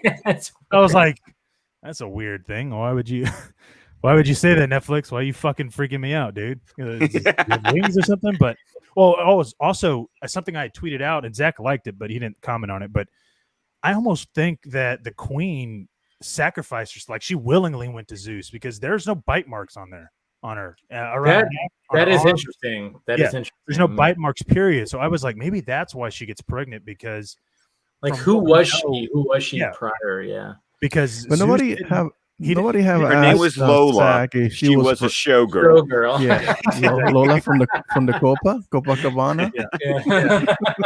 Yeah. Hottest spot north of Havana. Yeah. Oh. But so when Zeus like tears off the jaw, like he kills that person, but he doesn't bite him. And Right. Yeah. I noticed that too. The fourth time. Jack said, yeah, you don't need. But Jimmy Olsen becomes a fucking full on. Has anybody asked Zach if she was already pregnant when she turned, or the Zeus get it? She wouldn't have been because it's 4 years. But no, later. that's not the question. Has anybody asked Zach, or has Zach said? He talked about this, the like wanting, like, was there a zombie sex scene? And right. No, so. I'm thinking that it was because what's the time period again? It's 4 years later. It's 4 years. I thought it was like the outbreak. I thought it was like a half a year or like to a year. Because the president gets elected with a campaign promise of taking care of the zombie problem. Nuking it. Yeah. So it's been Well, then again, they are dead bodies, so they're not gonna develop at the same speed a normal baby would develop. Are they dead bodies? Because that baby didn't. We don't know that. Well, they decompose in. I mean, her freaking head hit the ground and you just turned into mush. Well, it did, but there's still brain matter in there. No, I'm like, if you cut somebody's head off and you throw it off a freaking building, doesn't matter how high it is, it's just not gonna hit the floor that way. Unless it's a watermelon, Ben. It's a watermelon. All squishy and juicy. Yeah. Gross. Splat. But again, though, she has no bite marks of any kind. Period. Yeah, that's true. Well, that we don't know of. I mean, there could be something hidden. Yeah. Well, no. And then the only thing I thought of was like, okay, well, maybe he had sex with her, and that's how he turned her. If it didn't happen in camera, then that's an Evil Dead reference. I'm thinking because that. Have you seen Evil Dead or Evil Dead 2? No. Oh my god. Okay. Yeah. The first Evil Dead is like he doesn't watch scary movies before. Yeah, I don't watch horror. We're gonna get yeah, but Army of the Dead's not really a horror film, It's true. No, that is very true. It's but that's why it makes it such an interesting genre mishmash, is that it's more of an action movie with zombies in it. But it has that. I'll tell you, my wife still freaks out in that, the chamber scene with the hibernating zombies like that. Oh yeah. That's probably one of the freakiest moments. Cause like, I mean, they're literally walking through like these zombies that are sleeping. Okay. Yeah. Sleeping. And that's something, it's a little different. And as soon as I've seen that on, what's the name of that movie with, I Am Legend. Will Smith? Yeah, I Am Legend. Yeah, there's something like that. But technically those are supposed to be vampires.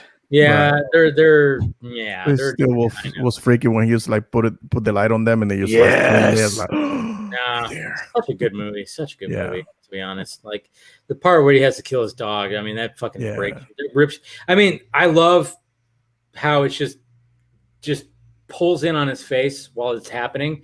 And Will Smith just acted the shit out of that fucking scene. I mean, Jesus Christ. I mean, did you see the behind the scenes picture of that? Oh yeah, it looks ridiculous. Everything looks ridiculous, and that's what I love about movie making. Is the fact that you see shit behind the scenes and it looks really. I mean, even the fucking Valentine, the fucking tiger. It's a dude in a it's Charlie Day in his fucking green suit from fucking Philadelphia, and it's just a dude that's just doing that, and he's perched up, and he lays on the hood of the. I mean, it's all it is. It's so ridiculous, but it's just that's movie magic, and I love seeing those behind. That's why I like to see how the sausage is made.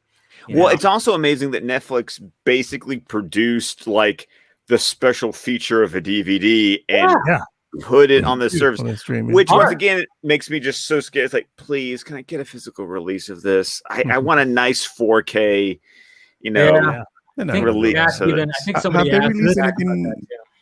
It's not 4K, right? It's not 4K on streaming. No, it's not 4K. I think so. I don't think so. Is it not? It's Dolby Vision. Oh, okay. I'm not sure. I don't have a 4K TV. Okay, I don't have a 4K TV. So. See, I have an Apple. I have a Apple TV 4K and a 4K TV. If you have it streams and you get Dolby Vision. Yeah. Well, no. Well, my daughter has a 4K. I could just test it out on that. I just didn't. Yeah. Which is shitty because she has a 4K. I don't even have one, but whatever. Yeah, she's got. You know, she we got an Xbox sacrifice for our I know. children, Garza. I know, That's how we right? do. I know. She was like, there's one time where like a couple years ago when she couldn't tell the difference between like standard definition and high def, and now after her having her 4K now all this whole time, like if she sees like 720, she's like, why is it so blurry? I'm like, dude, Spoiled. relax. I know. I was like, just relax, bro. Okay, don't try to.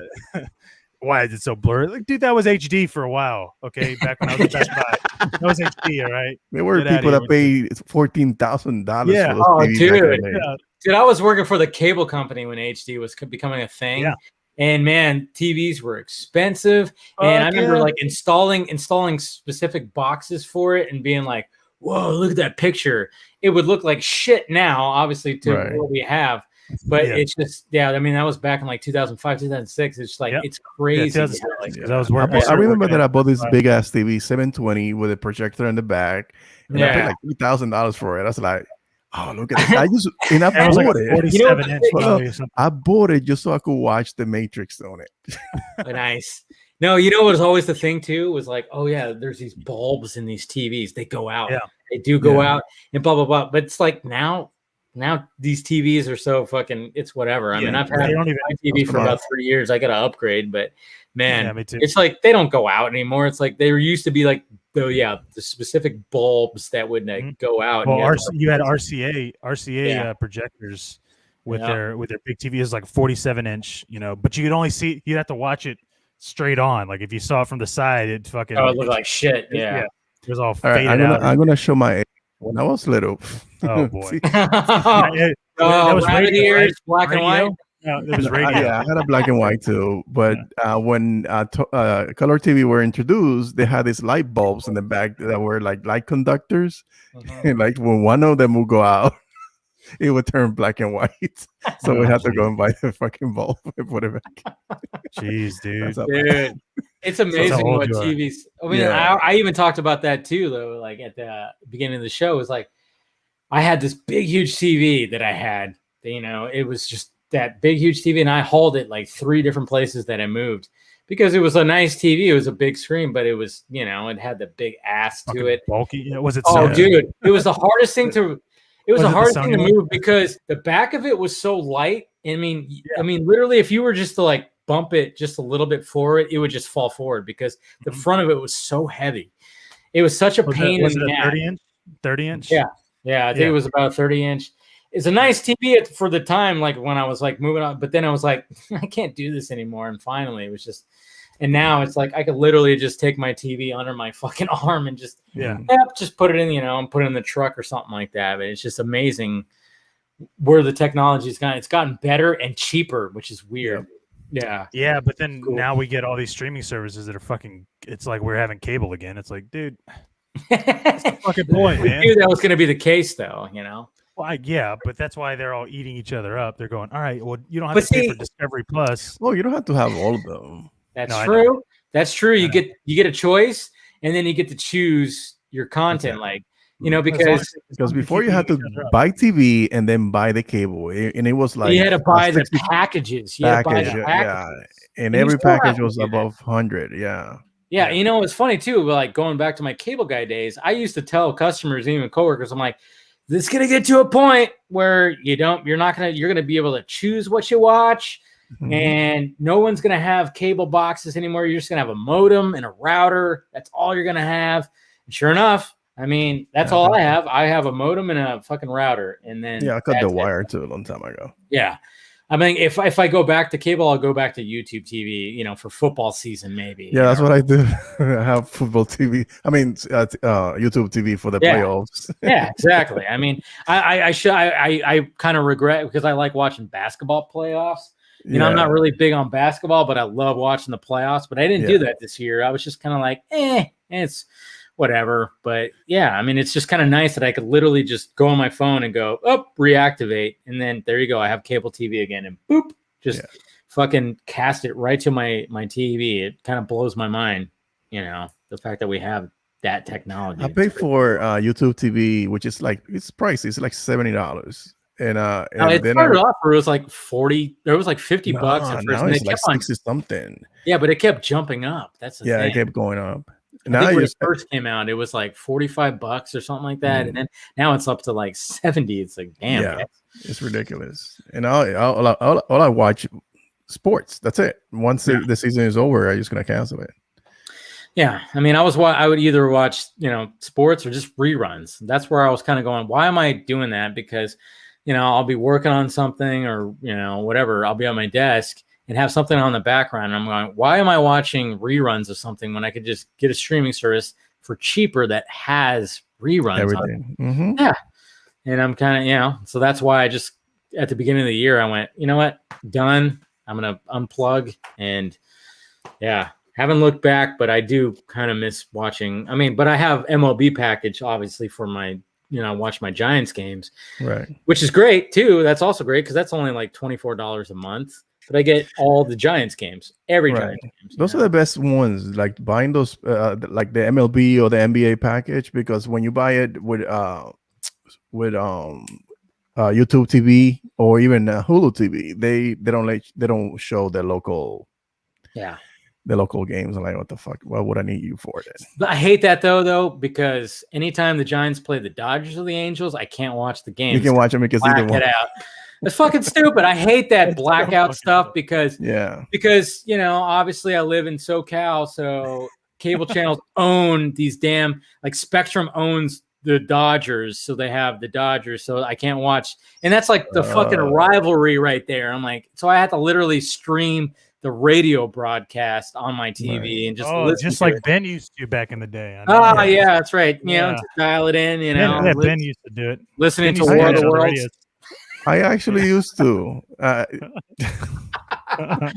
Oh man, I know, but I mean, hey, you know what? Going back to that, I mean, we still had our. I still remember I had a black and white TV. I'm not gonna lie. When I was a kid, my dad gave me a hand-me-down black and white TV, and I used to watch Batman the animated series on that shit. I'd have to position the fucking, the rabbit ears and shit, the dials. Yeah, man. God. See, I don't know. My dad, for what he just in general, like he was like in like he's a big movie buff, but like a movie buff of like the classics. He doesn't. Oh yeah. He doesn't like anything new now. Yeah, he's like fuck all the new shit. But like he watched. He went to go see Star Wars when it opened. Like he was in line for the first showing before, and he went to go watch it. He loved it, and he's always been into like classic films. But like he's always been like that, like into sports too. So he'd always want to have like a TV, or he was the old school guy where he'd be watching the game, but he would literally watch the game and put the radio on because he liked the commentary from the radio versus the TV. My dad was the same way, man. No, because weird. My dad's a Dodgers fan, and I mean he liked to listen to Vince Scully, and if he wasn't doing the same with my grandma. If Vince Scully was not doing the TV broadcast, it was like, all right, put on the fucking radio. I want to hear Vin. That's my guy. Yeah. Same Isn't thing. That strange? Yeah. Yeah. Must be something with Spanish families or something, because I think that's what I was gonna say. That's a Spanish family thing, because my dad used to sit in the sofa, put the radio right in his lap, and watch the TV at the same time. So what the fuck you doing, man? It's like, well, why don't you just watch it? And be like, no, they don't. No, like, I don't like that guy. I like my commentary guy. I like that. Something. Yeah. We had he had the stereo setup to where you had like the 6-disc DVD or CD player, and then your regular radio, and then the tape deck, and then the 2 speakers. You know what I mean? Oh yeah. So it was just I could never mess with it because I could fuck it up, So I'm like, this shit was simple. Like it was literally just nothing compared to what we have now. I know it's crazy to think about that.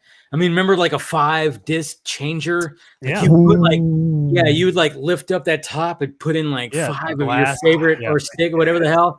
And then it's just like, there's my shit right there. And then you listen to it now. It's like literally you just fucking boop, boop, boop, boop. Spotify. Boop, boop. You used to bring your friends over. Which CD do you guys want to listen to? Yeah. Good Lord, man. Man, Shit was crazy, man, when we were growing up, dude. Kids don't know it anymore. Kids don't know these days. I know. I mean, even last night, when Scott and Meg were doing their thing, I mean, she was talking about VHSs, and some people were like, "What's a VHS? Like what?" Like somebody in the chat was going, "What's a VHS?" Wow. I think I even made the joke too. I said, "What?" I joked and I said, "What's a VHS?" You know, and I almost went further. I'm like, "Is that a sexually transmitted disease?" Yeah. I was about to say that, but I didn't. Yeah, I chose not to. I pulled back on that. But then somebody it's not stream. Yeah, but then somebody literally went, "I don't know what a VHS is," and that guy was 21 years old. And I was like, how is he? Oh, shit. 21? Wow. He was literally either born in 1999 or 2000. Yeah. Whoa. Yeah. Like, it just kind of blew my mind. I was like, holy shit. I mean, people who can drink now were literally born in 2000. That's just fucking nuts, man. Well, no, it's like the people that can drink now weren't even alive when September 11th happened. When 9/11 happened. Yeah, it's like almost that's that point. Yeah. Yeah. Yeah. Because I was watching this awesome documentary on Netflix, actually. It was like about memory and how we remember things, and it was just a very interesting little thing. But it was like I know where I was at on 9/11. Yeah, but I was in class.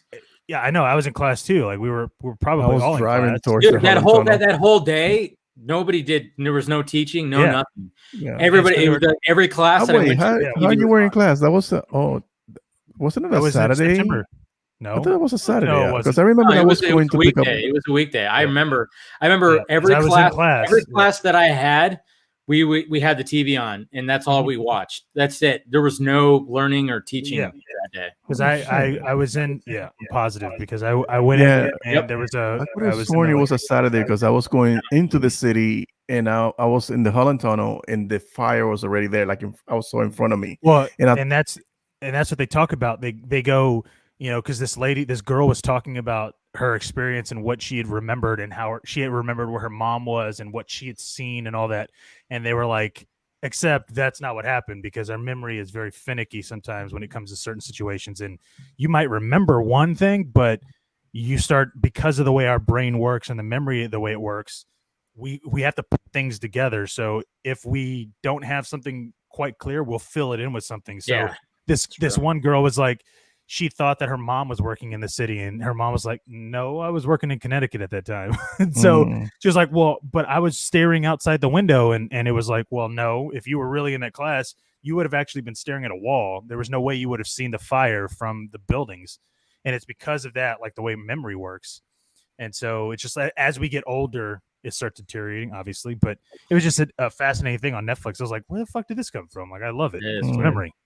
Hey, welcome back. Was talking about it. Well, welcome back. That I got to bounce. Yeah, we're probably gonna wrap this up anyways. We're 3 hours in. Yeah. So I figured, I was like, all right, Scott's fatherhood. We kind of touched every subject. Now we're literally just going back to like where we were on September 11th.